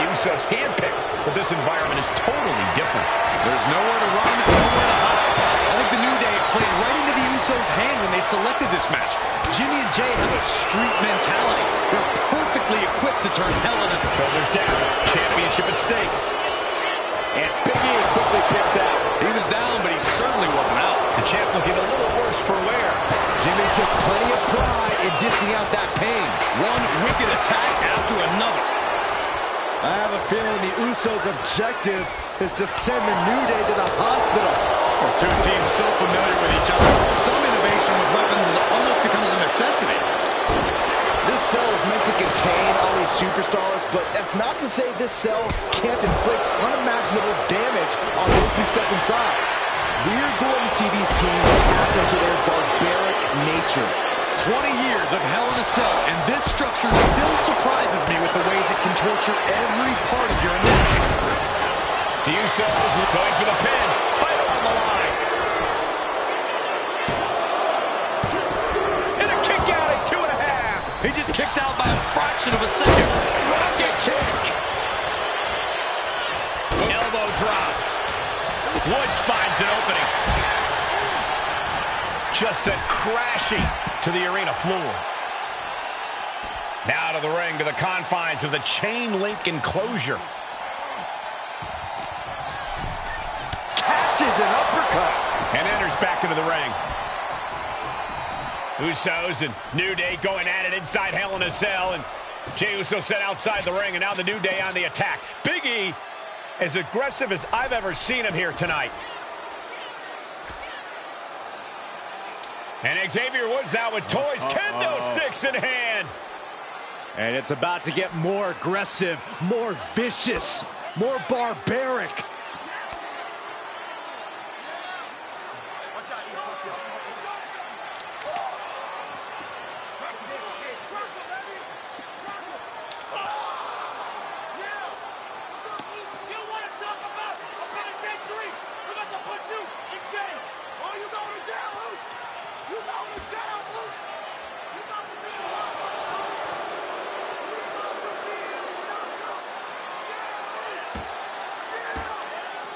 I've never seen this vicious of a side from the New Day. It's what Hell in a Cell does to you.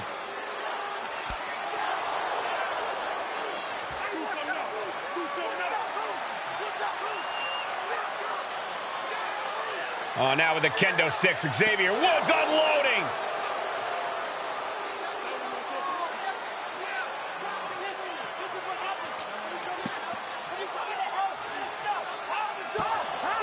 Well, you're saying it, Byron. Hell in a Cell makes you do some awful things. Just attempting to survive, attempting to win. Do whatever you want, punish however you want. Right now, that seems to be the mission statement of the New Day in order to retain the SmackDown Tag Team titles. And that's what it's about, proving you're the best in one of the most insane environments in WWE today. The New Day have just changed the whole complexion of this match. I don't know if I've seen New Day go to these lengths before. Well, no time to be a jovial bunch when you're in a cell, Michael. Tonight, it's not about entertaining. It's about putting your sworn enemy to rest for good. That might have put it away. The challenger's able to kick out. Somehow still in this fight. Not down and out yet. He's climbing the turnbuckles to the top. Looking for something big here. Talking to Xavier, he told me the one thing that Usos have taught us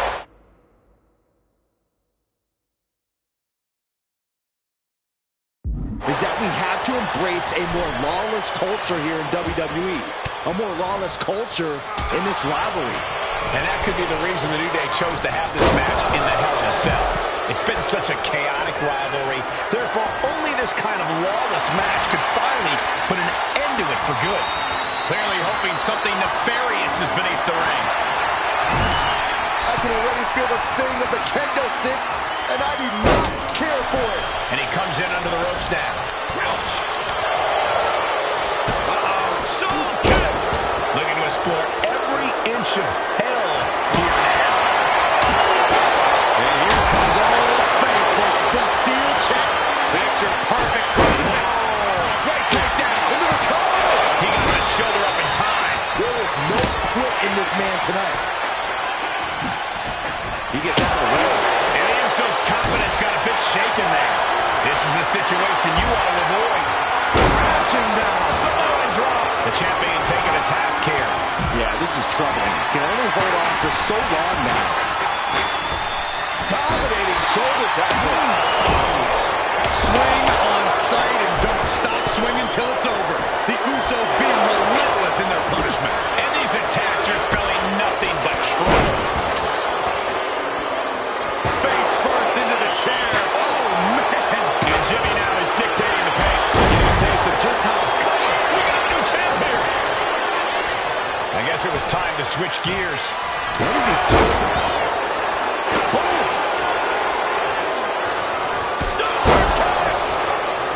Looking to get airborne here. Top rope. Uso splash. Innovative offense from the Uso. Now things in mind. And here he is heading back into the ring. And Jimmy and Big E slugging it out middle of the ring. This has been a vicious, brutal match between two of the great tag teams today. Here comes Jey Uso into the fray alongside of his brother. Bang! Double super kick. And the Usos now looking for that patented Uso splash from the top rope. Uso splash! The cover to win the tag team titles, and Woods handcuffs it all, breaks it up. At the last possible second, Xavier Woods saving this match for his team. Credit to Woods for his never say die attitude, but Xavier Woods is outgunned right now. And look at Woods still fighting back. Yeah, with the handcuffs. Using the handcuffs as a weapon. That's smart.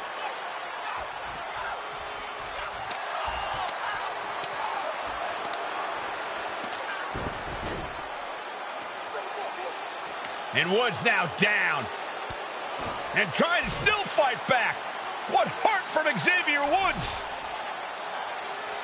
That heart may not have much more fight left. Jimmy and Jey back up to the top one more time. Uso splash in stereo. The cover. The Usos win the tag team titles. Here are your winners and the new SmackDown Tag Team Champions, the Usos.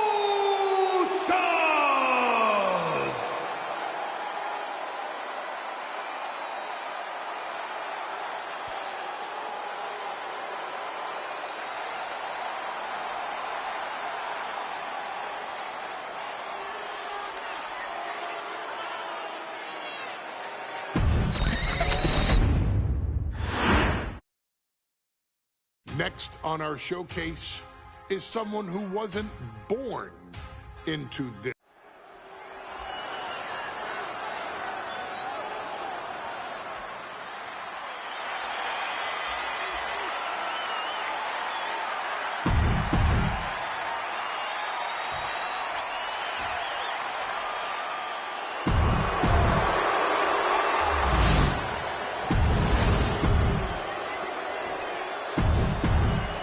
For the first time ever, we have a women's championship match.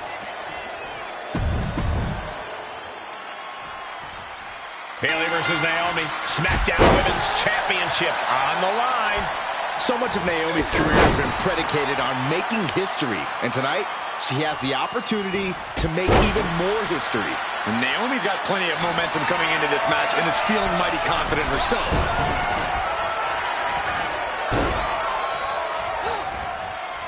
Stiff kick. Bayley having every reason to be confident heading into this matchup.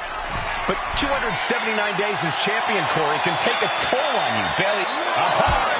Whoa, what a landing. The 1-2 punch of high risk, high reward. Naomi going for broke. And this high-risk offense from the challenger might be catching the champion by surprise. The challenger being the aggressor here, but remember, the title can only be won by pinfall or submission inside the ring. Both superstars countering one move after another.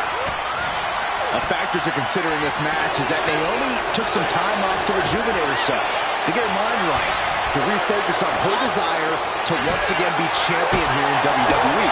So this isn't necessarily the same Naomi the WWE Universe or Bayley is used to. And Naomi says that after taking time off, she's better physically and mentally than she's ever been in her career. And they're going shot for shot, blow for blow.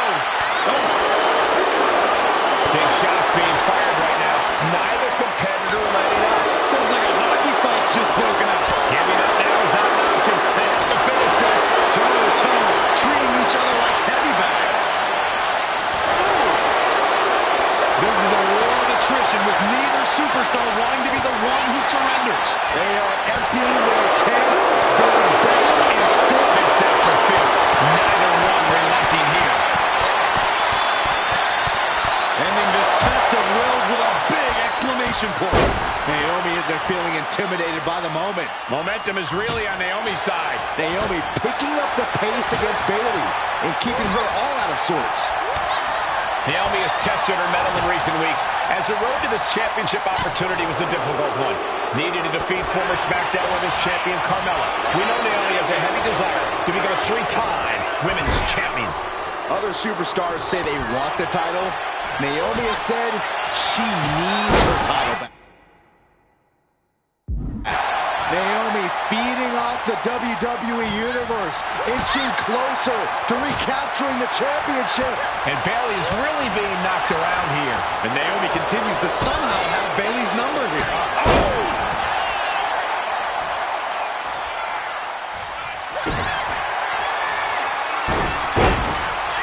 Uh-oh, feel the glow! There it is. She releases the hold. No harm in changing things up if a submission isn't working the way you want it to. Oh, solid form. We've said it time and time again. Naomi. Oh, there it is, the captain. And can she break out back to her feet? A couple of elbows to the gut and create separation. Spinning heel kick. Momentum is really on Naomi's side. Naomi can't be stopped right now. Oh, what a fall! Ooh, bullseye. Steering. Thinking about rolling pin. Watch this. Wow. Look to the left, shoulders down. Shoulders up before two. She is still in this fight. Caught the leg. Caught. Uh-oh. Dragon screw.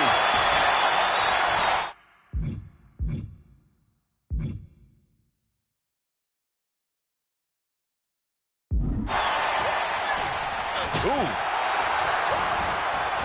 Fast movement gets her out of the way. And Bayley is being humbled here. Bayley looks to be well measured right now. No. Bayley and Naomi both worn down, both exhausted. But this is about winning. This is about being the better woman in the history books. Counter. Saw it coming. Boom! Rear view. Connecting. That might have just sealed the deal on us having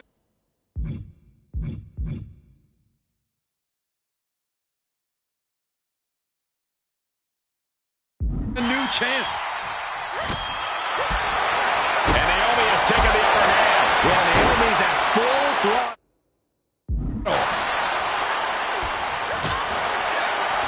Just like that. She turned it around.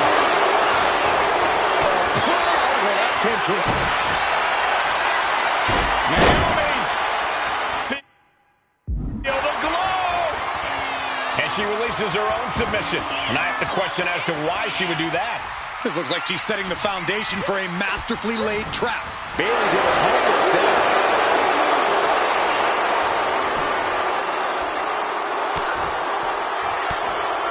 We're going to have to try to fight out of this. We might see a new champion crowned.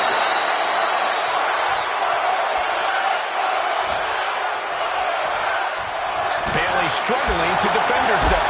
Bayley's getting beaten to the punch with every exchange. Bayley's being caught off guard by Naomi. The champ wasn't expecting such a flurry of offense from the challenger. Big clothesline. Oh! Effective dodge. Drop kick hits the mark. And Naomi keeping Bayley on her toes, pushing the pace on the champion. Naomi moving fast, showing that superior athleticism. Bayley might not be able to keep up here. And I think it was you, Byron, who asked Bayley if she changed. And she said, I didn't change. I just did what I had to do, and look what I've done. Well, you're right. Love it or hate it, Bayley's doing what she's had to do by hook or by crook to maintain a stranglehold on the SmackDown Women's Championship. Naomi put a stop to that.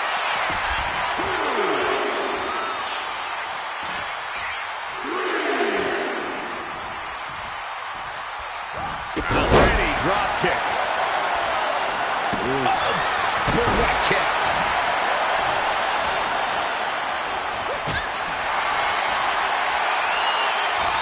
This is quickly turning into a slugfest.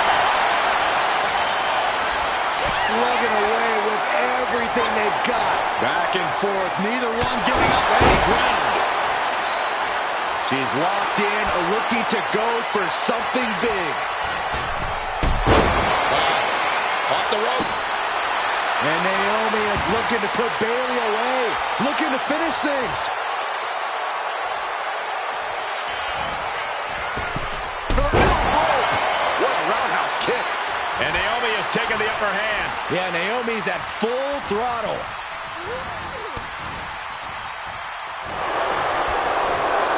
Getting her set up for something in the corner. And here we go. Championship's on the line. Naomi's got Bayley in trouble up on the top rope. This could be Naomi's moment. Smart move by Bayley, protecting her title and going to the eyes. Oh, what a kick. Bayley is down and in trouble. Quick thinking by Naomi, looking to close this one out. Nobody home. Bayley wisely moves out of harm's way. What's Bayley trying to do here? What the? I think Bayley's trying to trap Naomi's legs in Naomi's own shirt. A great counter by Naomi. Naomi ducks underneath, and we got a standoff. Great match so far. Well, Bayley thought rear view by Naomi. The challenger clearing a path to the title. Naomi did it. We have a new champion. Here is your winner, and the new SmackDown Women's Champion,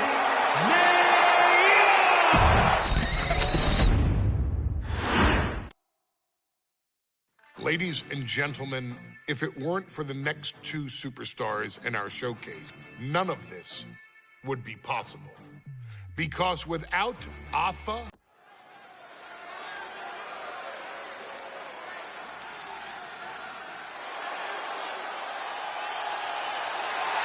and here they come, Bubba Ray and... Guys, this is going to be a great...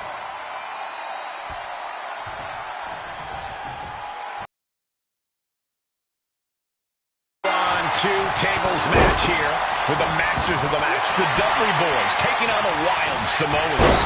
There's always those thoughts in the back of your mind. My brother can beat up your brother. My brother can put your brother through a table faster.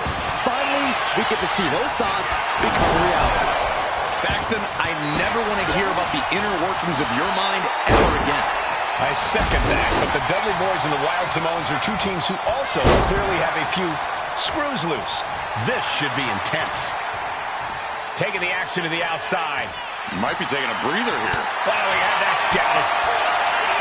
Corey, the Wild Samoans are about as tough and mean as they come. A very physical duo. And we've seen how they use their heads. Almost like a concrete weapon. Yeah, they don't need much flash. They're just a formidable ground and pound team. If they lack in offensive creativity, they make up for it in blunt force trauma. And nothing packs more blunt force trauma than an Alpha or Sika headbutt. Showing no signs of defense here, guys. Corey, I've got to know, what can the Wild Samoans do to... From way up, taking a foot to nowhere. Man. Headlock cinched in and just tossed without regard. Not the prettiest thing you'll ever see, but it sure looks effective from here. Lift it up. What's next? Oh! And the Wild Samoans always have that gaze in their eyes, that look that makes you question their understanding of their surroundings. Yeah, and I have to wonder if Alpha and Sika are even aware of what the tables are for. I'm afraid they'll just keep on dishing out punishment, expecting a bell to eventually ring. They'll take things into the ring. Jaw-shattering boot. Uh-oh.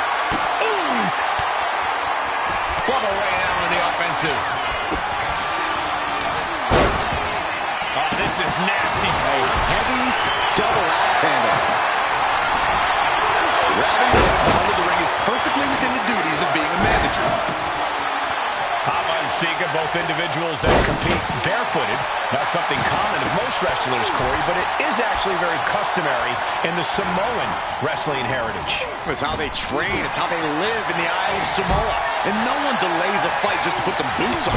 Samoans are ready for battle at the drop of a hat. The WWE Universe is pouring more fuel on his fire right now.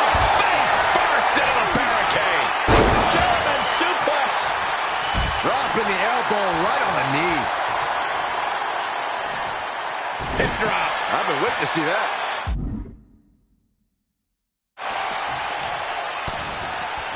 Devon pulls his opponent up and drives him down with saving grace. The Wild Samoans just took a bumpy trip to Dudleyville. And we can harp on how this match was something almost tailor-built by the Dudley Boys. With a famous series of TLC matches they've had, the Dudleys have become synonymous with the T in TLC.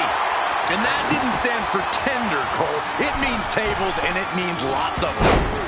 Yeah, and if Bubba Ray and Devon can get the Wild Samoans to a table tonight, it will really add to the Dudley Boys' legacy.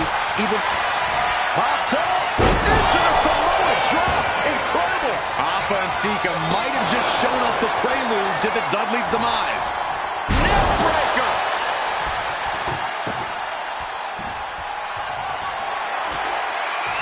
I can't begin to imagine what he's got planned here, guys. Maybe it's a yard sale.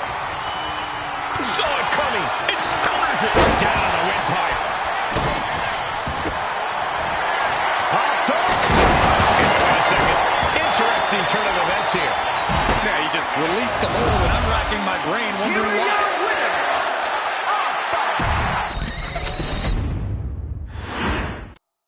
2-on-2 tables match here with the masters of the match, the Dudley Boys, taking on the Wild Samoans. There's always those thoughts in the back of your mind. My brother can beat up your brother. My brother can put your brother on a table faster. Finally, we get to see those thoughts become reality. Saxton, I never want to hear about the inner workings of your mind ever again. I second that, but the Dudley Boys and the Wild Samoans are two teams who also clearly have a few screws loose. This should be intense. Oh my God!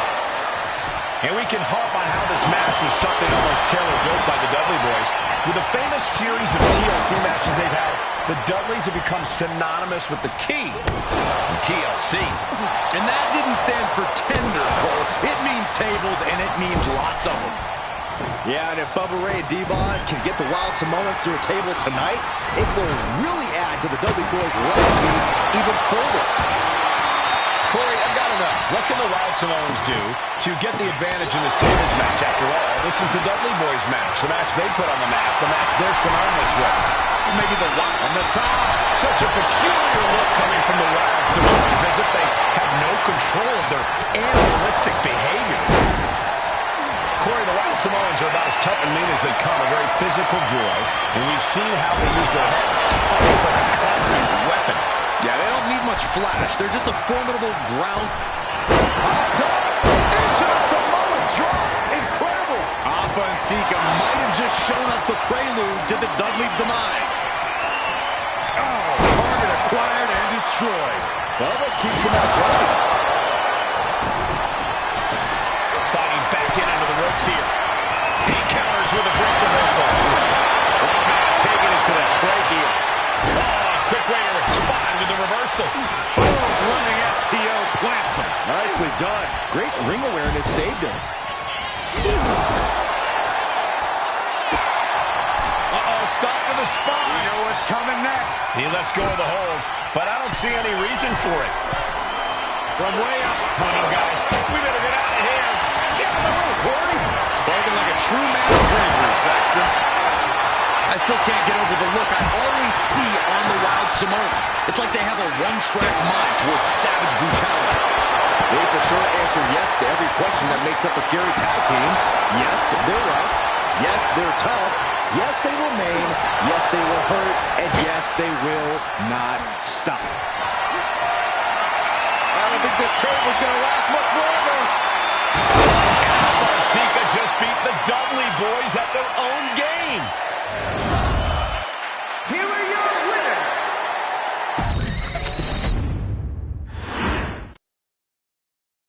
From the very moment he arrived as the enforcer of the bloodline, Solo Sikoa has taken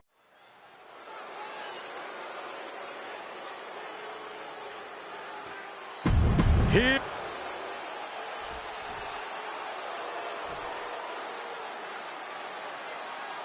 What? This place is shaking. We never thought we'd see Sikoa again.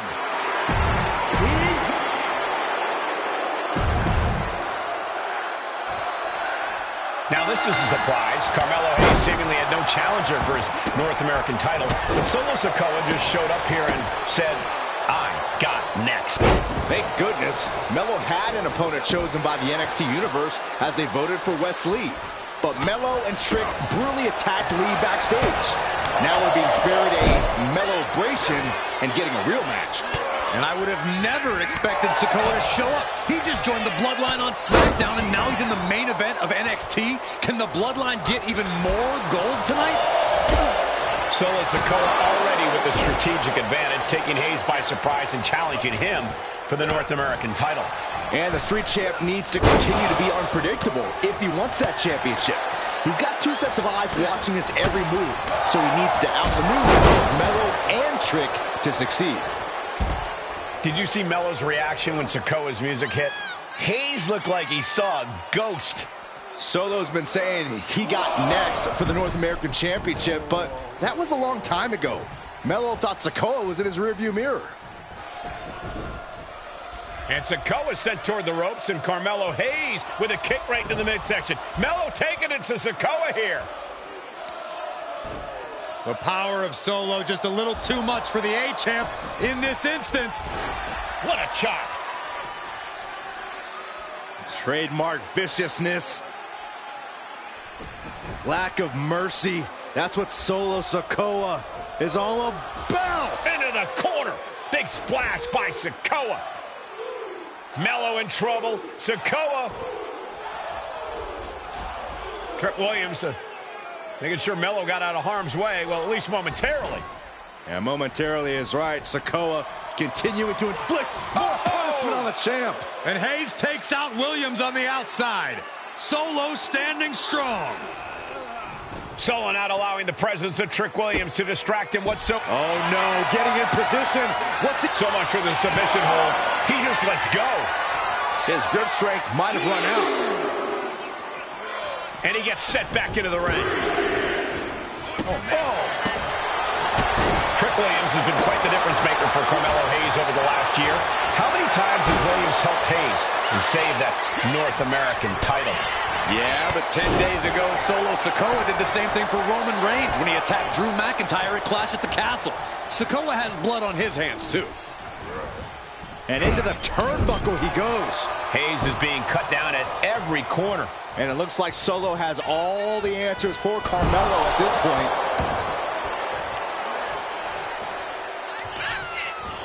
Sikoa. Nothing fancy there. Spinning Uranagi. Sikoa just absolutely laid waste. Dropping both arms. Able to get to the ropes here. Great awareness. Springboard. Big time offense there.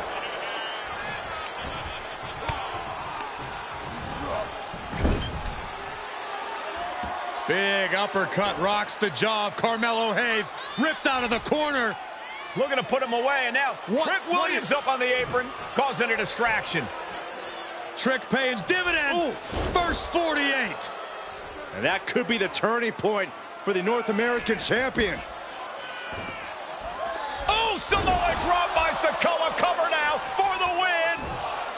Hayes kicks it too. And Williams once again on the apron.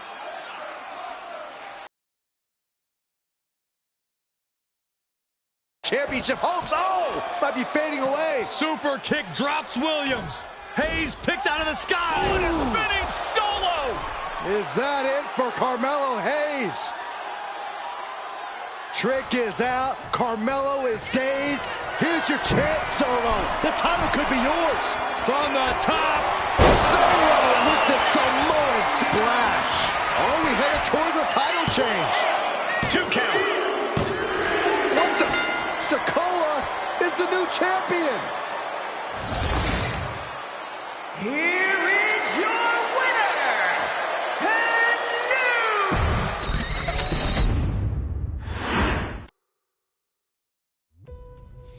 and I ain't doing this one.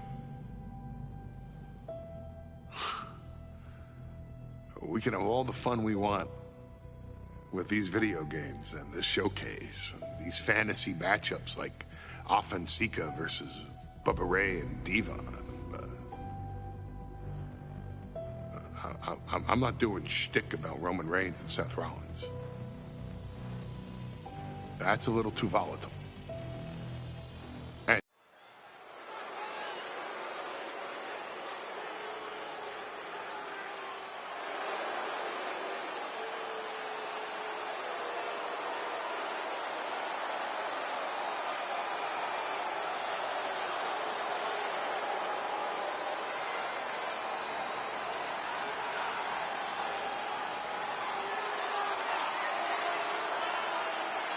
The big question as we kick off Royal Rumble, will Roman survive tonight? Well, the man who's walking down the aisle here in front of 44,000 plus is the greatest champion of all time, transcending the business. And tonight, it's personal.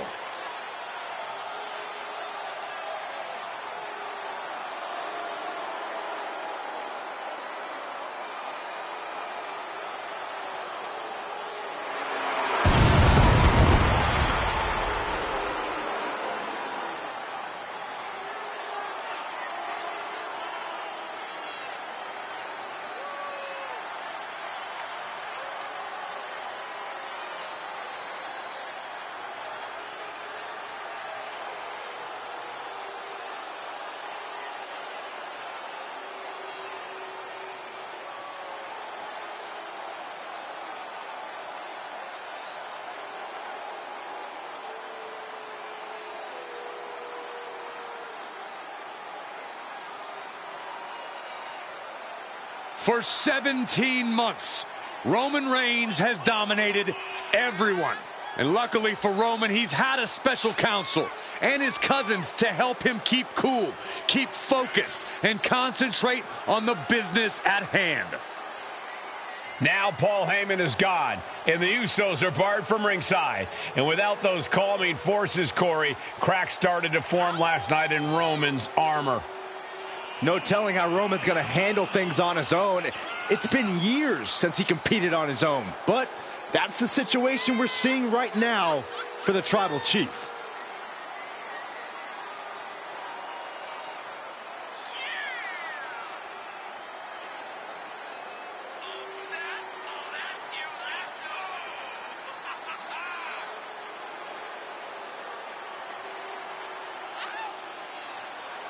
In recent weeks, Seth Rollins touched on the one thing that Roman Reigns has not been able to get over: the dissolution of the Shield at the hands of Seth Rollins.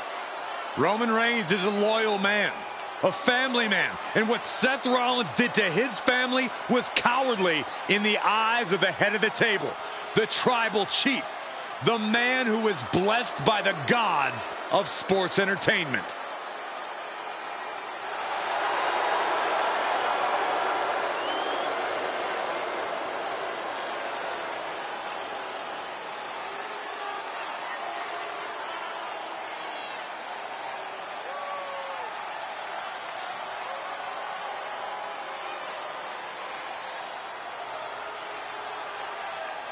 Corey, on SmackDown last night, we saw one thing that we haven't seen out of Roman Reigns. We saw Roman Reigns lose his cool.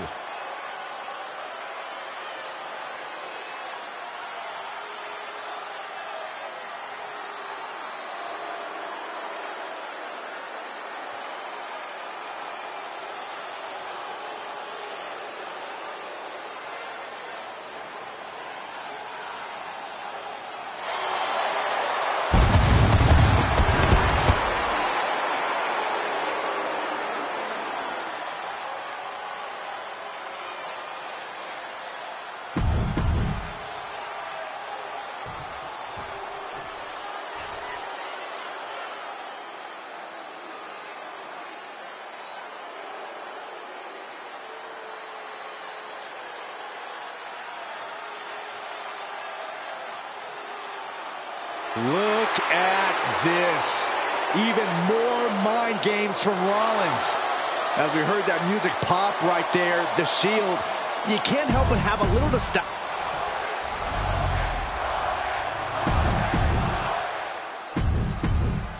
And that title, the WWE.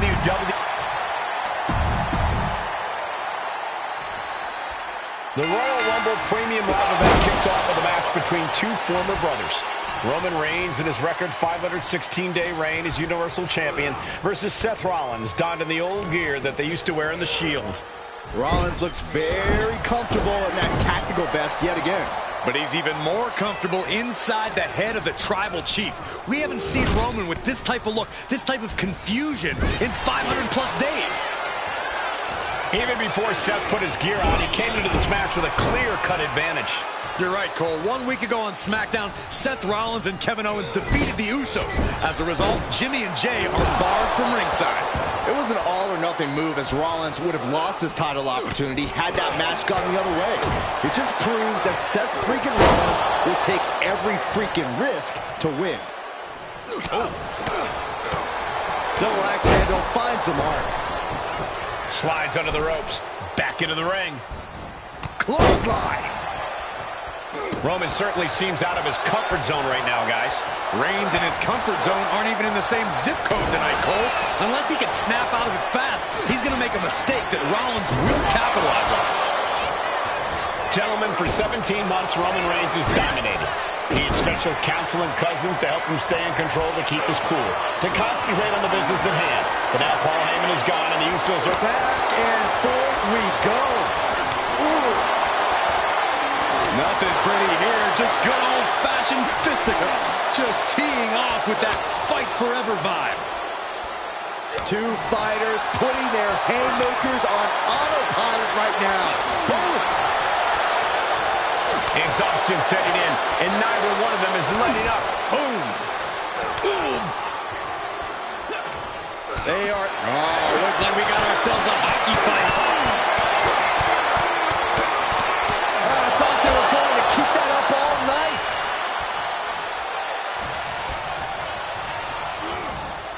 And into the corner he goes. Got him on that turnbuckle. Uh-oh. This is not going to be nice. This is going to be nasty. It's all about winning, no matter what it takes. And finally shoved off the top.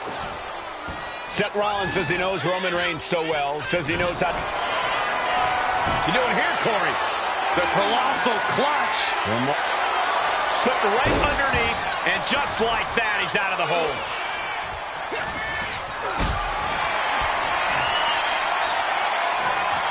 Getting carried to a vulnerable position here. Roman cannot be stopped here. And you can see Seth is being run into the ground by Roman. Throwing down punches and counters out. Sling blade! He's going up. To the sky. 5-star frog splash! Seth with a big move there. The title is within reach. The champ kicks out with authority. All the punishment he's taken, and yet he's still in this match. The Tribal Chief has been dominant over the last 516 days since he captured the Universal Championship. Month after month, he's dominated every top contender on the SmackDown roster. Roman Reigns has beaten big names over the last year and a half. But Braun Strowman, Rey Mysterio, the Demon Finn Balor, even John Cena. But Reigns has to be bothered by the fact that he has never been able to knock off Rollins in a premium live event match in his career. Never successfully defended a title against Rollins. Indeed, two of the biggest PLE losses of Roman Reigns' career have been at the hands of Seth freaking Rollins. At Money in the Bank in 2016, Rollins defeated Reigns for the WWE title. And a year prior to that, Rollins committed the heist of the century and used the Money in the Bank to steal Roman's WWE Championship in the main event of WrestleMania. The stomp has been so effective for Rollins, but he might have an even more dangerous move this night with the pedigree. Indeed, the pedigree made famous by a man who's been part of this story since the beginning. Triple H, the man who manipulated Rollins into turning on the Shield, became something of a father figure for Rollins. And judging by the cerebral approach Rollins has taken tonight, he indeed knows how to play the game. Oh, man.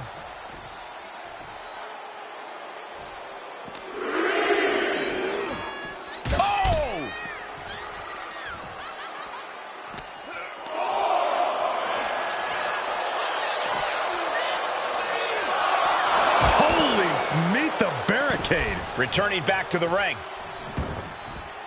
No idea where this one's heading.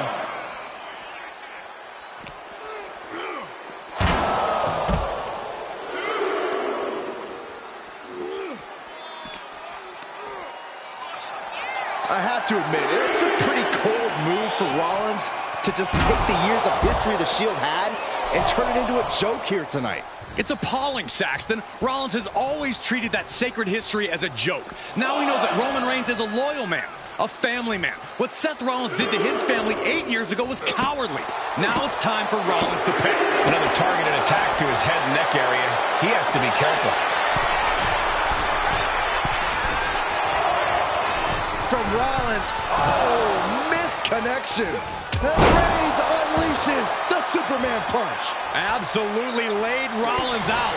And now Reigns can finally overcome his former Shield brother. And you have to be in a lot of pain taking that many attacks to the core. Yeah, but you really have to fight through it. Oh, man! Intercepted the attack with a kick to the face. And he scores a reversal on Rollins. One counter met by another. Reigns averts the attack. Seth is being overwhelmed. The power and rage of the Tribal Chief is just overwhelming Rollins. Here comes Reigns! Spear! Will the champ make that pay off? The head of the Rollins being put into the guillotine. This is the biggest danger.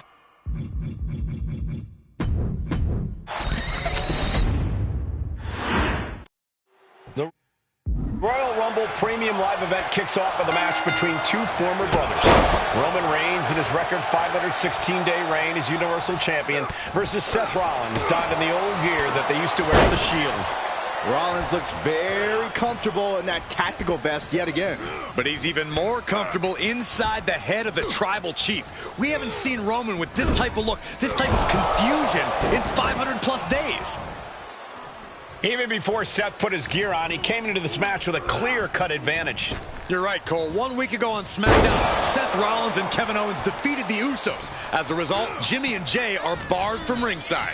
It was an all-or-nothing move, as Rollins would have lost his title opportunity had that match gone the other way. It just proves that Seth freaking Rollins will take every freaking risk to win. Non-stop blows. Punch right in the head. Placing him in the corner. Shoulder right to the midsection. You want to wear your Shield gear? You want to play mind games with the head of the table, Seth? This is what you get. Be prepared for the wrath of the Tribal Chief. Gentlemen, for 17 months, Roman Reigns has dominated. He had special counsel and cousins to help him stay in control, to keep his cool, to concentrate on the business at hand. But now Paul Heyman is gone, and the Usos are barred from ringside. And into the pin, title on the line. Whoa! Wasting no time getting his shoulder up. It'll take more than that to hold him down. Bang! Oh, look out. It's on now. Ooh. Neither competitor is backing down. Give me to finish this. You can feel the contact, and so does the WWE Universe. Exhaustion setting in, and neither one of them is letting up. Tagged with a punch. And the wise man, Paul Heyman, will be at ringside for a championship match tonight, just not this one. And that's just sickening to me, Cole. Reigns had just cause for firing the wise man, and now Paul's right back with his old client. Heyman has zero loyalty to the bloodline. Okay, Corey, did you forget the fact that Roman attacked Heyman? Anyway, Reigns just needs to forget all of that tonight. Rollins is already playing next-level mind games in this match. Reigns cannot let Paul Heyman's actions affect him. What a display of strength here. Unparalleled intensity from Roman Reigns. The power and rage of the Tribal Chief is just overwhelming Rollins here. Soaring! Talk about dismantling your opponent. I hate to say this, but the Tribal Chief has become extremely frazzled without the benefit of having the bloodline by his side. Every little move Rollins makes seems to put Reigns on edge. This outfit, the Shield's entrance music. I bet if Rollins gave Roman a fist bump, it would make the Tribal Chief go nuclear.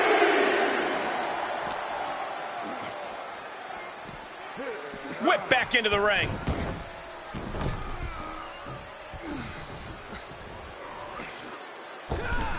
Went for the springboard and missed.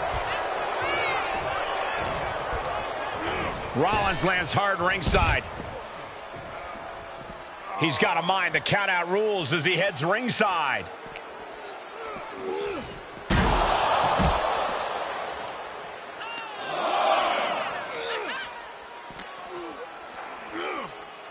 Sent straight into the barricade.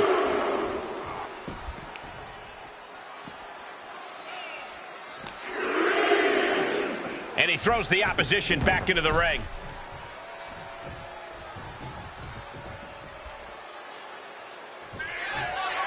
Reigns, ready to strike. With a Superman punch. Absolutely laid Rollins out. And now Reigns can finally overcome his former Shield brother. I have to admit, it's a pretty cold move for Rollins to just take by Reigns. Perfect execution by the champion.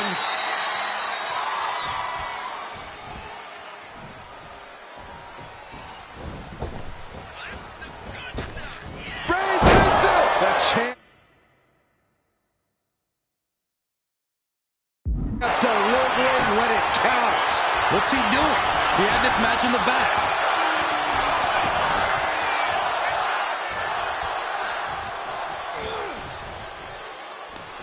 Ooh, that hurt right to the kidney. Golly. Seth losing any command of this match. And you can see Seth is being run into the ground by Roman. I don't even think Roman's aware of where...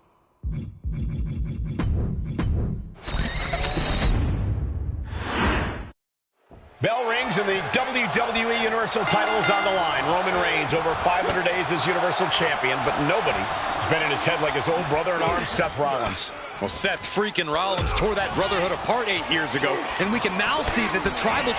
Down around into the schoolboy, shoulders are down. Cover. We're going to shut this down. We got to cover, guys, for the championship.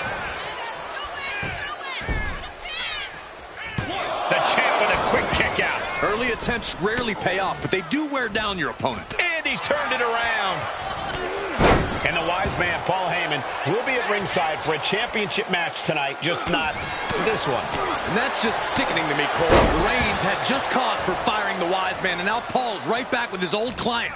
Heyman has zero loyalty to the bloodline. Okay, Corey, did you forget the fact that Roman attacked Heyman? Anyway, Reigns just needs to forget all of that tonight. Rollins is already playing next-level mind games in this match. Reigns cannot let Paul Heyman's actions affect him. Roman certainly seems out of his comfort zone right now, guys. Reigns and his comfort zone aren't even in the same zip code tonight, Cole. Unless he can snap out of it fast, he's going to make a mistake that Rollins will... Vaulting plancha, incredible. A roll of the dice, and it pays off in full. And he throws the opposition back into the ring. Gentlemen, for 17 months, Roman Reigns has dominated. He had special counsel and cousins to help him stay in control, to keep his cool, to concentrate on the business at hand. But now Paul Heyman is gone, and the Usos are barred from ringside. Without those calming forces, cracks have started to show. Every comment Rollins has made about their past cuts deeper. Every mind game breaks Roman's spirit even further. This might be the toughest physical battle the Tribal Chief has faced, but it definitely is his toughest mental battle. Rapid fire Samoan drop. Rollins can't find any reprieve right now. And you can see Seth is being run into the ground by Roman. Just like that, Rollins dodges. Even before Seth put his gear on, he came into this match with a clear-cut advantage. You're right, Cole. 1 week ago on SmackDown, Seth Rollins and Kevin Owens defeated the Usos. As a result, Jimmy and Jay are barred from ringside. It was an all-or-nothing move, as Rollins would have lost his title opportunity had that match gone the other way. It just proves that Seth freaking Rollins will take every freaking risk to win.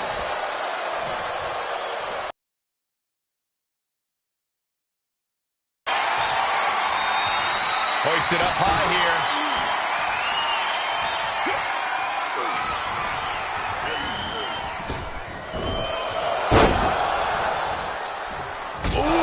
Sharp kick. I have to admit, it's a pretty cold move for Rollins to just take the years of history the Shield had and turn it into a joke here tonight. It's appalling, Saxton. Rollins has always treated that sacred history as a joke. Now we know that Roman Reigns is a loyal man, a family man. What Seth Rollins did to his family 8 years ago was cowardly. Now it's time for Rollins to pay. Big powerbomb. Seth retaliates.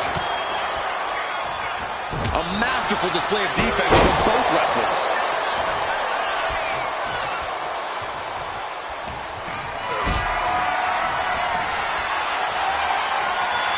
Calculating the next move here. Impressive reversal on Rollins. The stomp has been so effective for Rollins, but he might have an even more dangerous move this night with the pedigree. Indeed, the pedigree made famous by a man who's been part of the story since the beginning. Triple H, the man who manipulated Rollins into turning on the Shield. He gets slugging it out, toe-to-toe now. Oh, man. Looks like a hockey fight's just broken out. Two Titans trading strikes and refusing to back down. Right across the larynx.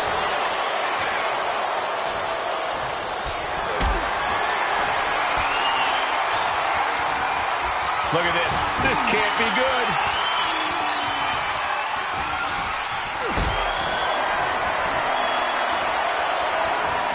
Carrying the opposition. What's the thought here?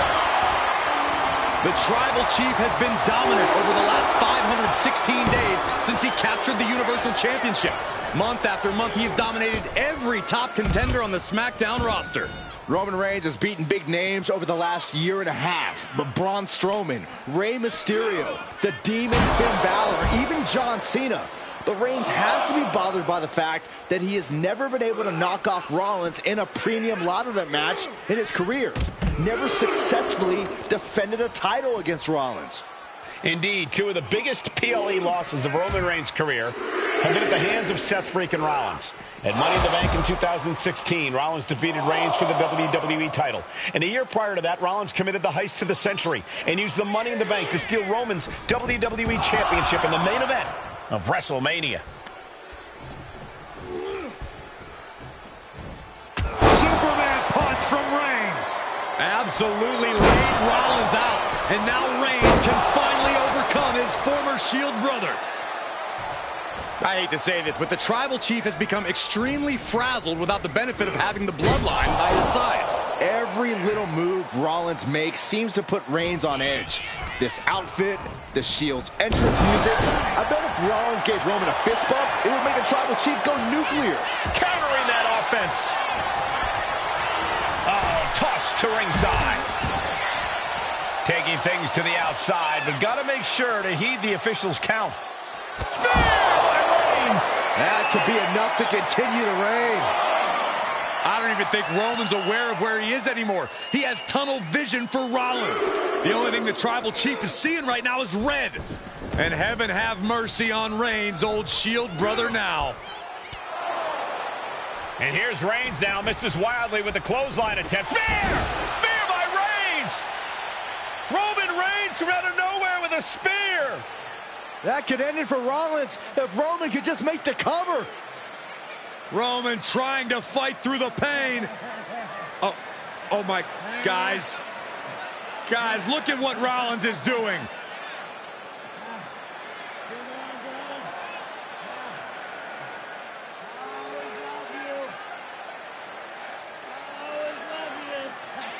After all these two have been through, Rollins wants that Shield fist bump.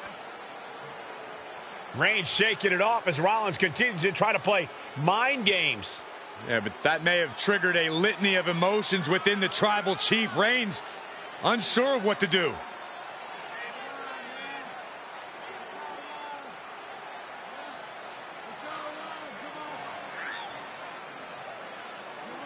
Roman Reigns determining what to do now. Will he slay his former brother? Reigns now. Look, gonna lock in the guillotine. Submission well, there's move your locked answer. in. Submission move locked in. Rollins in major peril right now.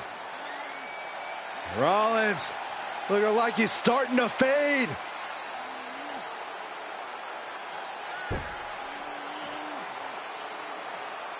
Seth trying desperately to make it to the bottom rope. I'm not sure he can make it, Corey. Trying to make it to the rope to force some sort of break. Seth trying to hang on. How can he do this here? Is Rollins going to tap here? What's Rollins going to do? Is he going to tap out? Well, he makes it to the rope. Reigns has a 5 count to break the hold.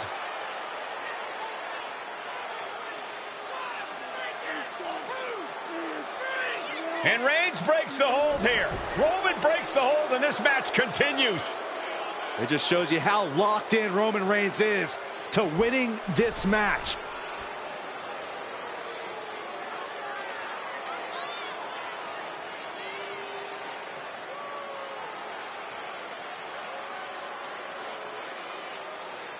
Rollins just motionless now. Roman had that guillotine locked in far too long.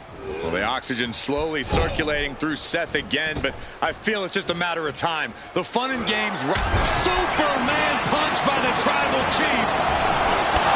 Finish this off. There's the spear by the Tribal Chief.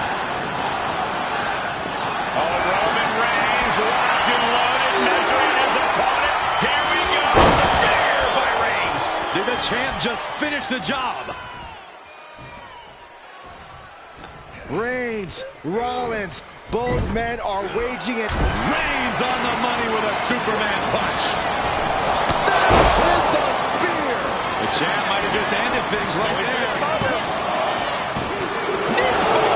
Simply refusing to let this opportunity slip away. Who knows if there'll be another shot, yet you can't give up now. Reigns now realizing that he's facing an even tougher level of opponent than usual tonight. Spear by Reigns. Chance to retain here. The champ might have put this one to bed. The head of the table and Seth freaking Rollins are at war right now. Bombs being thrown between these Shield brothers, but Reigns sizing up the target. The champ is in control. Directly into the cover. The damage is done. And Reigns retains the title. Here is your winner, and still the Universal Champion.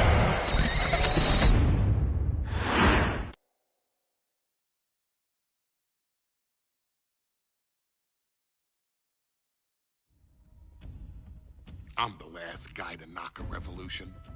I've led a few of those.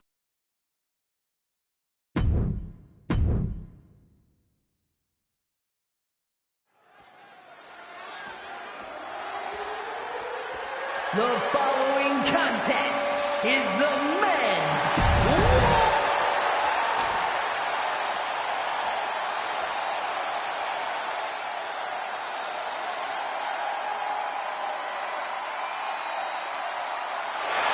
The bloodline is in chaos. This wrestling dynasty is on the brink of collapse. This conflict goes far beyond acknowledgement, Michael. This man and the original bloodline are fighting for their livelihood. Introducing first, from San Francisco, California, weighing in at 242 pounds, main event, Jay.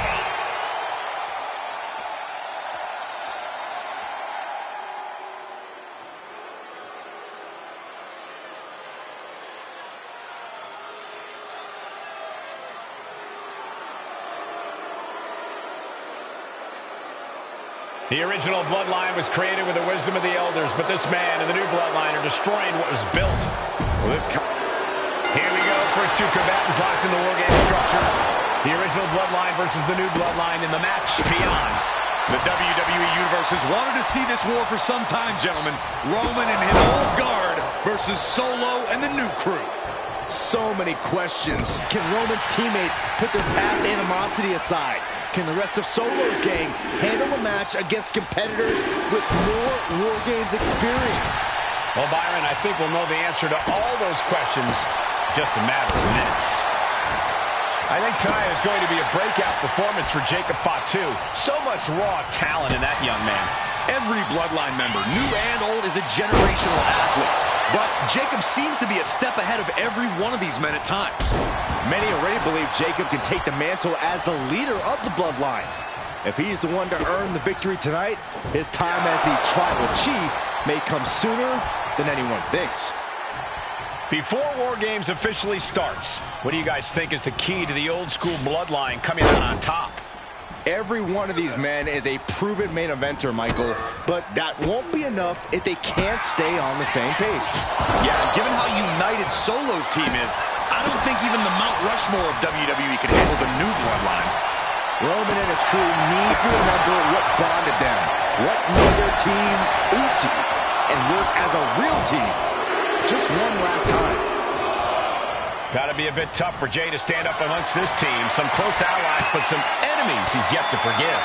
We've seen the wars that Jay has waged with his cousin Roman, with his brother Jimmy, but he needs to put that aside tonight. And Jay has the title wins and big victories that earned him the main event moniker. But if he's the one to put away the new bloodline, he will truly be the main event of War Games.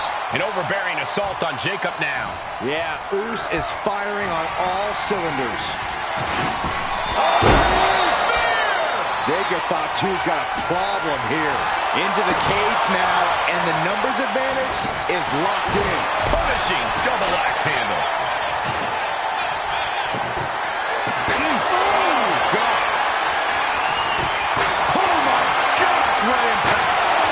Each of these lethal maneuvers have got to be taking a toll. Solo Sikoa's group at a decided disadvantage. His side has less experience inside this structure. But look at how young and hungry Team Solo is. In particular, Tama Tonga is a real wild with a bunch of raw meat. I even asked Tama backstage if he was looking forward to this match, and he just said to me, great journalism there, Byron. Thanks, Michael. Ooh. And with his coming entrant, the teams will officially be evened up. Jacob Fatu cuts him off. There's some power behind that punch. Tonga Loa now entering the fray of Bloodline War Games. That hit connects from Sami Zayn. Oof. OG Bloodline leader Roman Reigns is... Watch out! Taking a chance one more time and landing with incredible impact. And gets set right. Is Zayn closing this out? Deconstructing the knee there.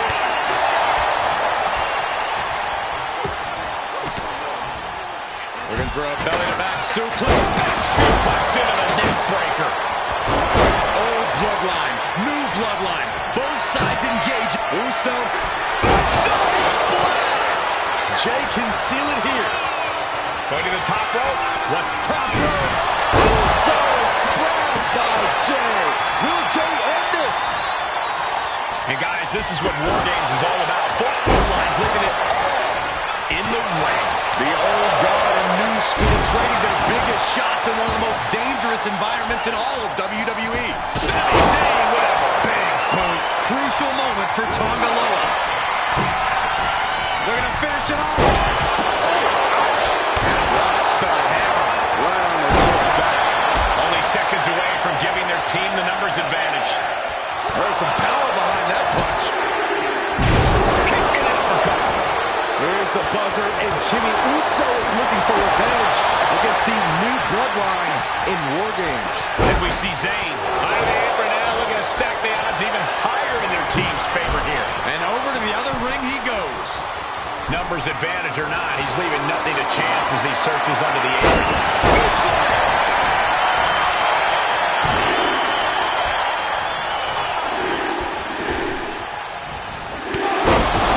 8 men in this war, but one seems to be fighting his own internal battle. That man, Jimmy Uso. He's currently on Team Roman, but this might be an instance of the enemy of my... And it's Jey Uso. Jey can seal it here. Climbing into the ring, pretty much entering a war zone. Looking for a belly-to-back suplex into the neck breaker. Beautiful. The WWE Universe standing at attention, completely entranced by this matchup now. Can't miss action taking place in front of them. Nobody wants to blink. They do not want to miss a second of the action at this point.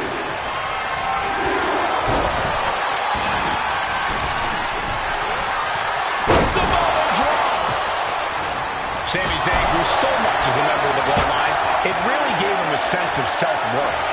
Yeah, but part of that self-worth came from defying Roman, from defeating the Usos, which begs the question, and I wish there was a better way to phrase this. Is Sami Zayn still losing? I think he is, Cody. Sami seems elated to be fighting alongside Jey and even Jimmy. Those are his dogs. And the damage is just going to keep on coming if you can't find the defense for this.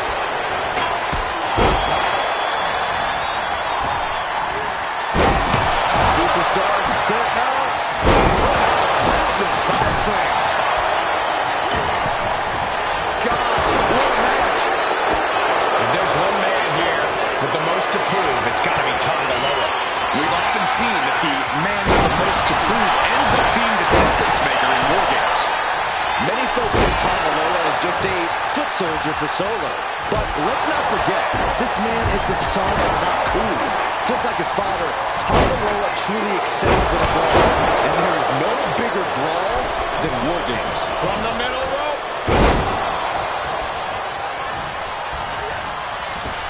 And Tama Page leaving an opening. Dueling reverses.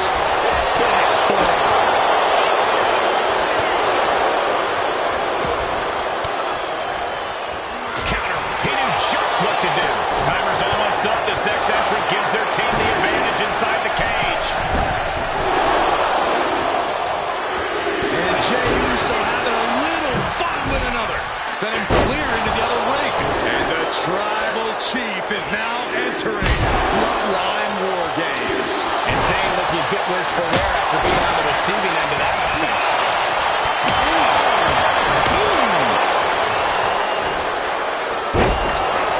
Searching under the ring now. This can't be good. Oh, come on. You already have the advantage. You didn't need to bring that into the ring, too. Entering the ring and assessing the situation. And hold on. Are we looking at the prelude to the end of it? Oh, stop sign to the noggin. His body is showing the effects of this match.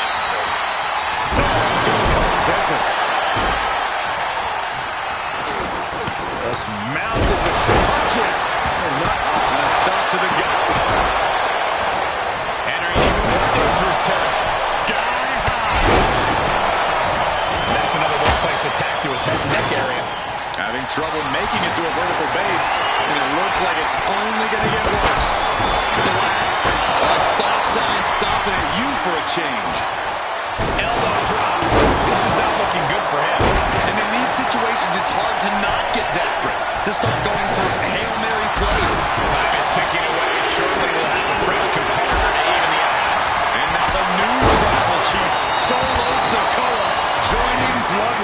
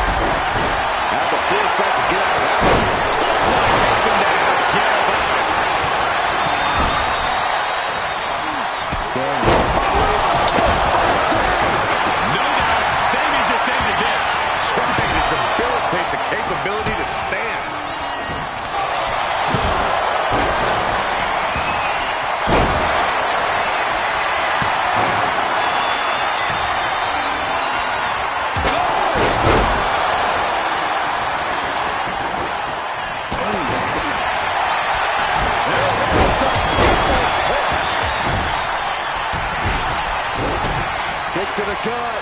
Boom! DDT.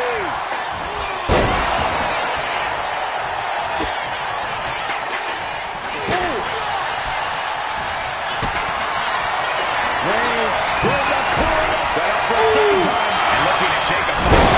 And that was an efficient display of offense with that minute. Roman's shoulders are down.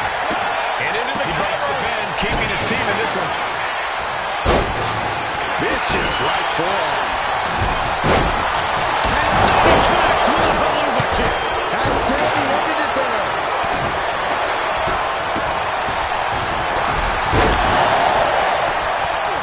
Zayn trying to close this out.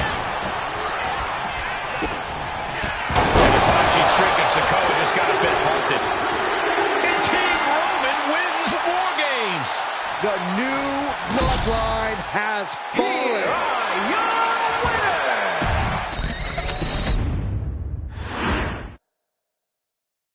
Okay, a little bit out of character for your wise man.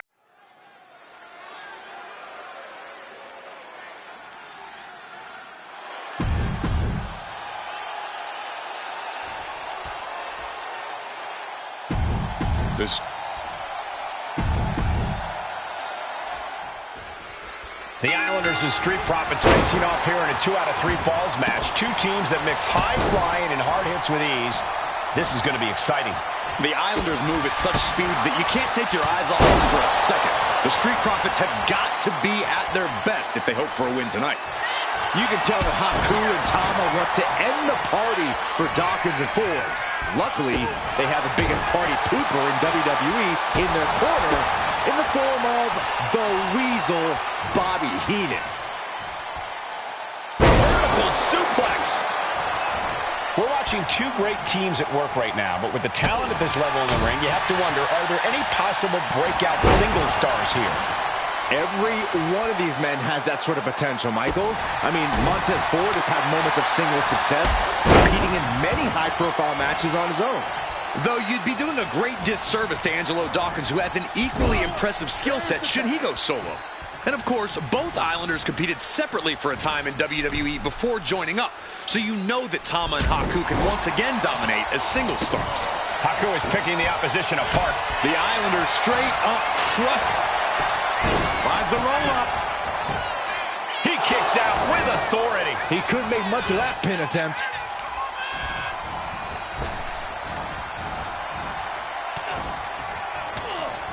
What a way to get out of that one.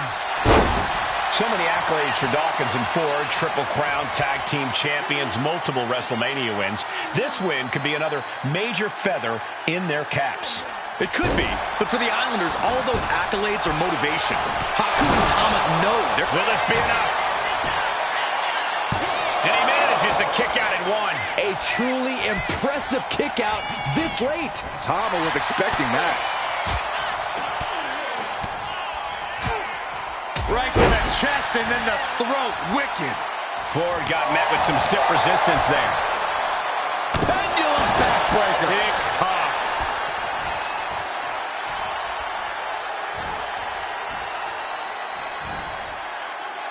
Turns it around. Look, I get that the Islanders are brutal, but when I look at Haku, I kind of see something royal about it. Are you kidding me, Saxton? Haku's a big, mean dude who loves to brawl. Nothing about him says royalty. Though Bobby Heenan does seem intent on taking the Islanders to the top of WWE, perhaps becoming king of the ring, is on that path. There it is. Snap suplex. In off the tag. Oh, what a drop kick. On the mark. Oh, what a jumping headbutt. Boom! Stomp to the gut.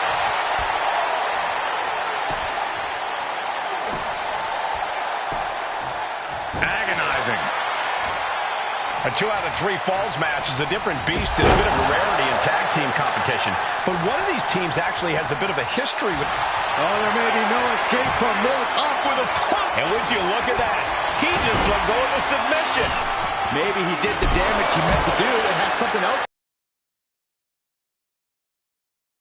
Yeah, will this be enough? And there he this one.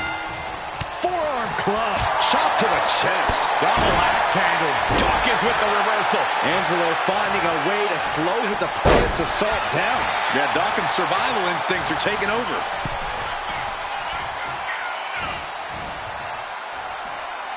Great display of strength with the suplex. Something that Tez and Dawkins need to watch out for tonight is the presence of Bobby the Weasel Heenan. He'll do anything for his clients. Don't you dare disparage the brain, Saxton. Heenan is indeed a wise man who has quickly brought the Islanders up the ranks. They'll be tag champions in no time. Second fall for the Islanders, and they beat the Profits. Here are your winners,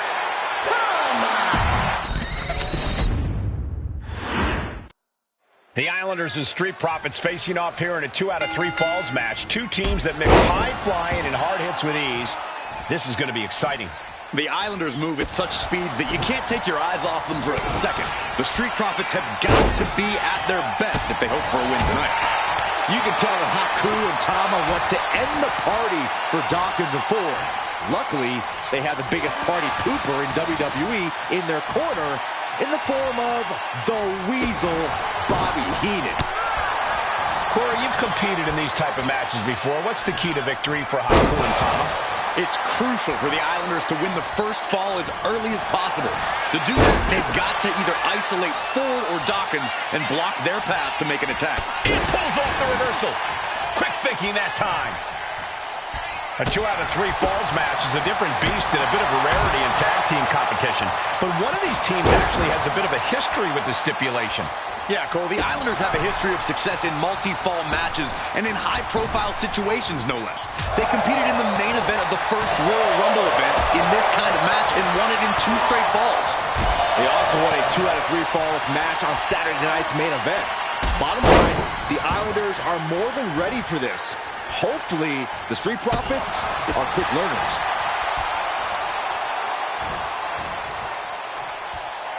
Vertical suplex. Nice. His body has to be racked with pain. Oh, catches a kick to the face. Oh! Look, I get that the Islanders are brutal, but when I look at Haku, I kind of see something From the middle rope. Oh, what a splash. Boom.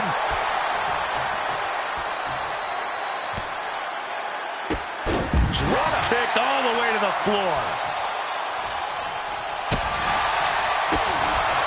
And Ford's resolve might be wavering here. The Islanders straight up crushing the Profits here. At this stage, the damage is really mounted.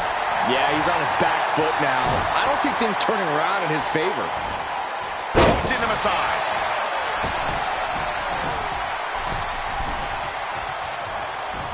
What a clothesline! Ouch! We're watching two great teams at work right now, but with the talent at this level in the ring, you have to wonder, are there any possible breakout single stars here? Every one of these men has that sort of potential, Michael. I mean, Montez Ford has had moments of single success, competing in many high-profile matches on his own. Though you'd be doing a great disservice to Angelo Dawkins, who has an equally impressive skill set should he go solo. And of course, both Islanders competed separately for a time in WWE before joining up. So you know that Tama and Haku can once again dominate as single stars. Relentless aggression coming from Haku here. The Islanders, schoolboy, into the pin. This is it. He's already done so much damage. What else could he want to do? The Street Profits having a bit of trouble here against the Islanders. There's just something about the Anawahi family that Tez and Dawkins can't quite overcome. Roman Reigns, Jacob Fatu, Tonga Loa, Tama Tonga, and of course the Usos. Every person with bloodline affiliation has been a real problem for the Profits. Let's see if their fortunes change against the Islanders. Just remember that attacks to the head like that can build up quickly. And Montez Ford finds himself on the defensive. Big time offense from Haku.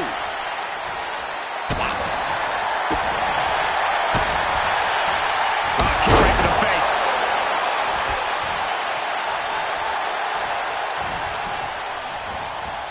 Has him in the corner, thinking of the next move. I'm glad the Islanders are able to compete tonight. I was worried they'd have to serve another suspension. Oh, what a phony charge that was. Heaton and the Islanders did an amazing job as dog sitters, and they got punished for it. Then again, the corrupt president who handed out that suspension also vacated the WWE Championship for no good reason.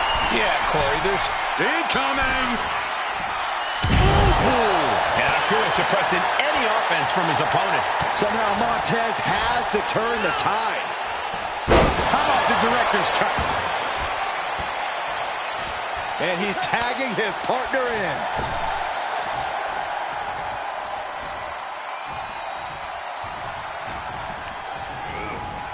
Solid punch. This is a big night for the Street Profits. Their party cups are filled to the Liftoff! frog splash! Give it 5 stars. He gets the kick out after the one. Unbelievable display of will in the late stages of this matchup. Great presence of mind by Haku. Gets out of the way of that one. What a boot!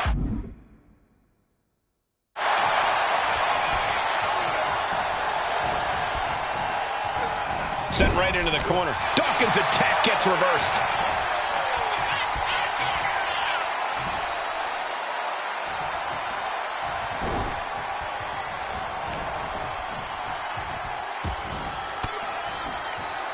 And Haku with the counter.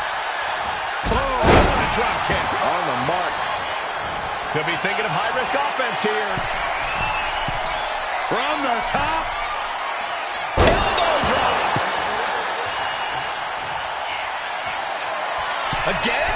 He's making the climb From the heavens. Big body splash from the top. Attempting high-risk move after high-risk move at a breakneck pace. We thought it was going to be the Street Profits going to the air this often. The Islanders beating Angelo and Montez at their own game now. Oh, what a drop. The Islanders continuing the assault. Oh, there may be no escape from this. Up with a tongue, and he lets his opponent out of the submission. Yeah, but who knows what damage has been done.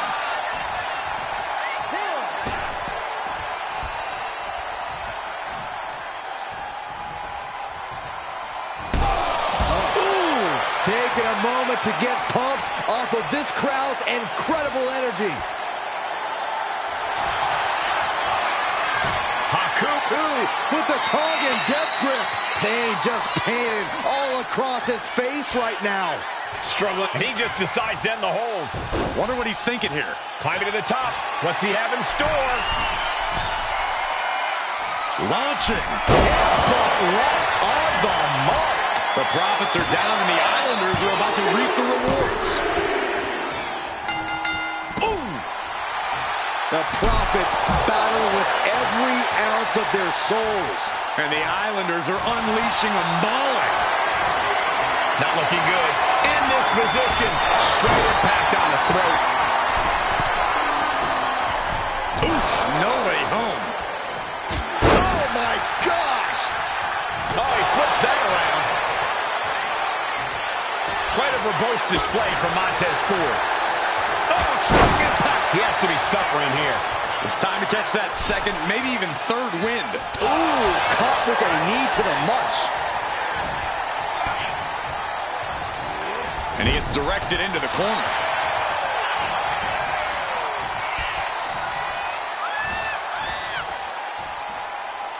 Strong suplex. Cuts the attack off. Oh, what a shot.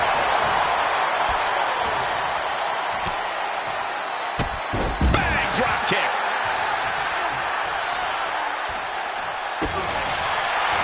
Oh, there may be no escape from this. Haku with the Tongan death grip. Second fall for the Islanders, and they beat the Profits. Here are your winners.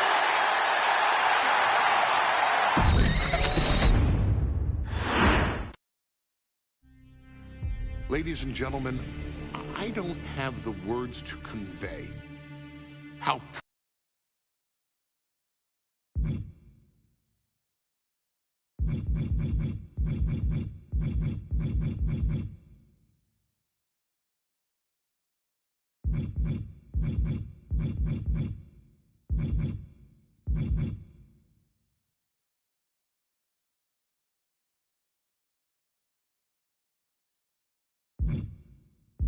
The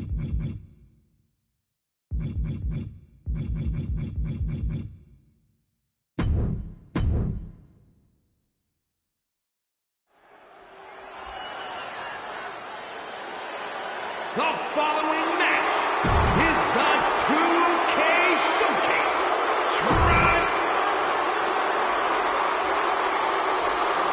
The Bloodline Gauntlet match begins here, gentlemen, with our...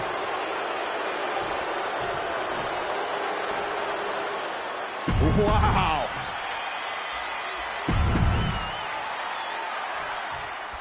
It feels like it all has led up to this. A chance to place yourself at the head of the table. The proving ground is right here, right now. It will be a gauntlet containing a member from every branch of the Bloodline family tree. The odds are almost insurmountable. The road is treacherous, but surviving it will bring you immortality. And we know there was turmoil in the family coming into this match, so much so they decided a gauntlet match was the only way to set the narrative straight. Let's call it what it is, Michael. The family wants to put this member in their place, wants to bring them down a peg. To me, tonight reads more like punishment for having it going head-to-head, putting each other to the test. And that was Peter Maivia back. These two reaching a standstill with all these reversals. A chain of reversals here, every motion getting cut. Lands a kick to the gut. Oh, what a headbutt. Jay is imposing his will. Peter Maivia's cage might be a bit loud. Fast thinking saved him there. The lineup we are seeing tonight is exceptionally talented. Each one is capable of taking anybody to their breaking point. Yeah, but I think our prime challenger has a chip on their shoulder. As dangerous as this lineup looks, I do believe the most dangerous individual is the one who's taken them all on. Uh-oh. After that attack on the apron, there is no way we're seeing them leave this arena without medical assistance. And gets tossed back into the mat. Ooh. Countered right when it was needed. Elbow drop. The wear and tear of this match is clearly starting to get to him. Got out of the way. Maivia one step ahead.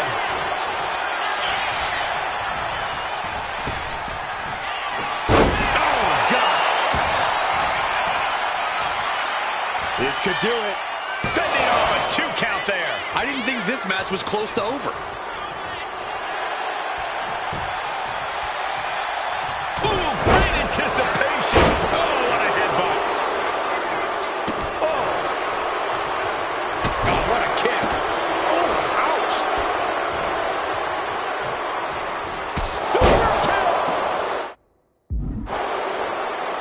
Ooh.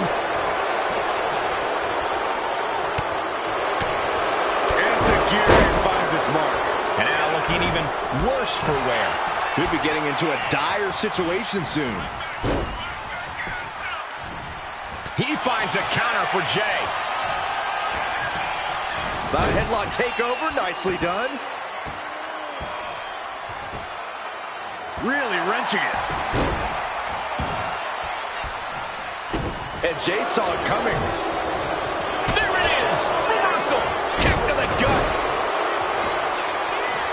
Elbow drop. Oh, right to the kidneys. Golly. And an elbow. And the core taking on some damage. Peter Maivia turns that around. My goodness, did you hear that chop? And it's Jay being on the receiving end of some fury there. That type of physicality earned. Can this be it? Is this the end? And he only stays down for a 1 count. If that won't beat him, I'm not sure anything will. He answers right back. Oof, nailed the midsection. Oof. Oof. Elbow drop. Uh-oh. Oh, my gosh. And that takes so much skill to land with such accuracy. It takes a whole lot of luck, too.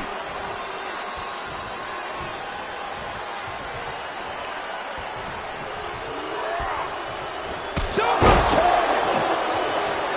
Ascending the ropes. Top rope. Soul splash. Will Jay take advantage? tough maneuver here. Uso splash. That has Peter Maivia locked. Uso with the Uso splash. Will Jey end this? Cover. He kicked out at 2. You gotta be kidding me. Surviving that maneuver is absolutely amazing.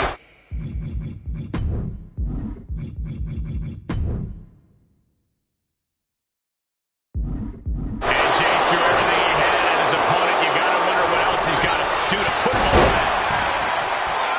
It's been a hard-hitting affair here tonight. These competitors are going to have trouble walking on their own after this one. So much damage has been done to the body. I don't think this can carry on. Yeah, I know this is about honor, but you have to think about your health, too.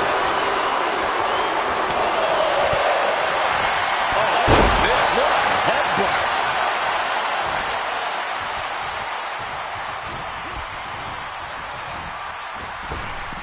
Oh, my. Turn that around and spiked him.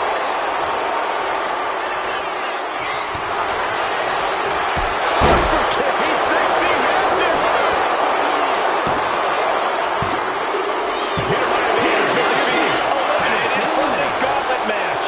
Still a long road ahead with many roadblocks yet to enter the ring. Here we go with Rikishi next into the gauntlet.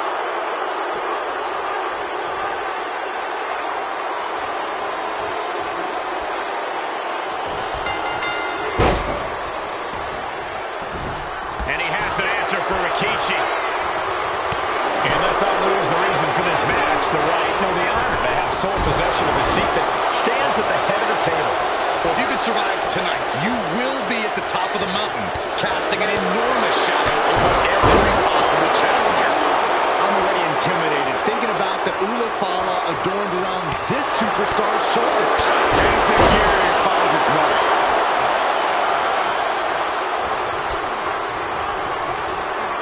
Put into the corner. What could be next? Dropped by the Enzuigiri.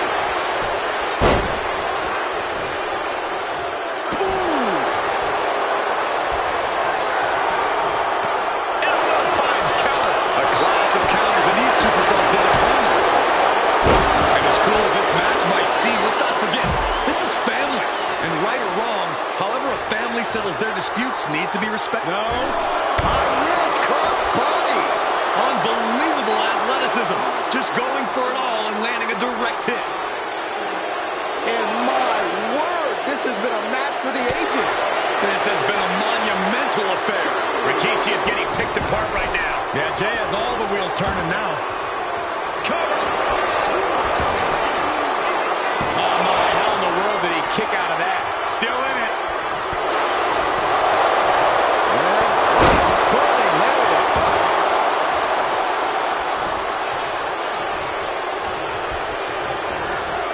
Placing him in the corner. Step up, Enzuigiri.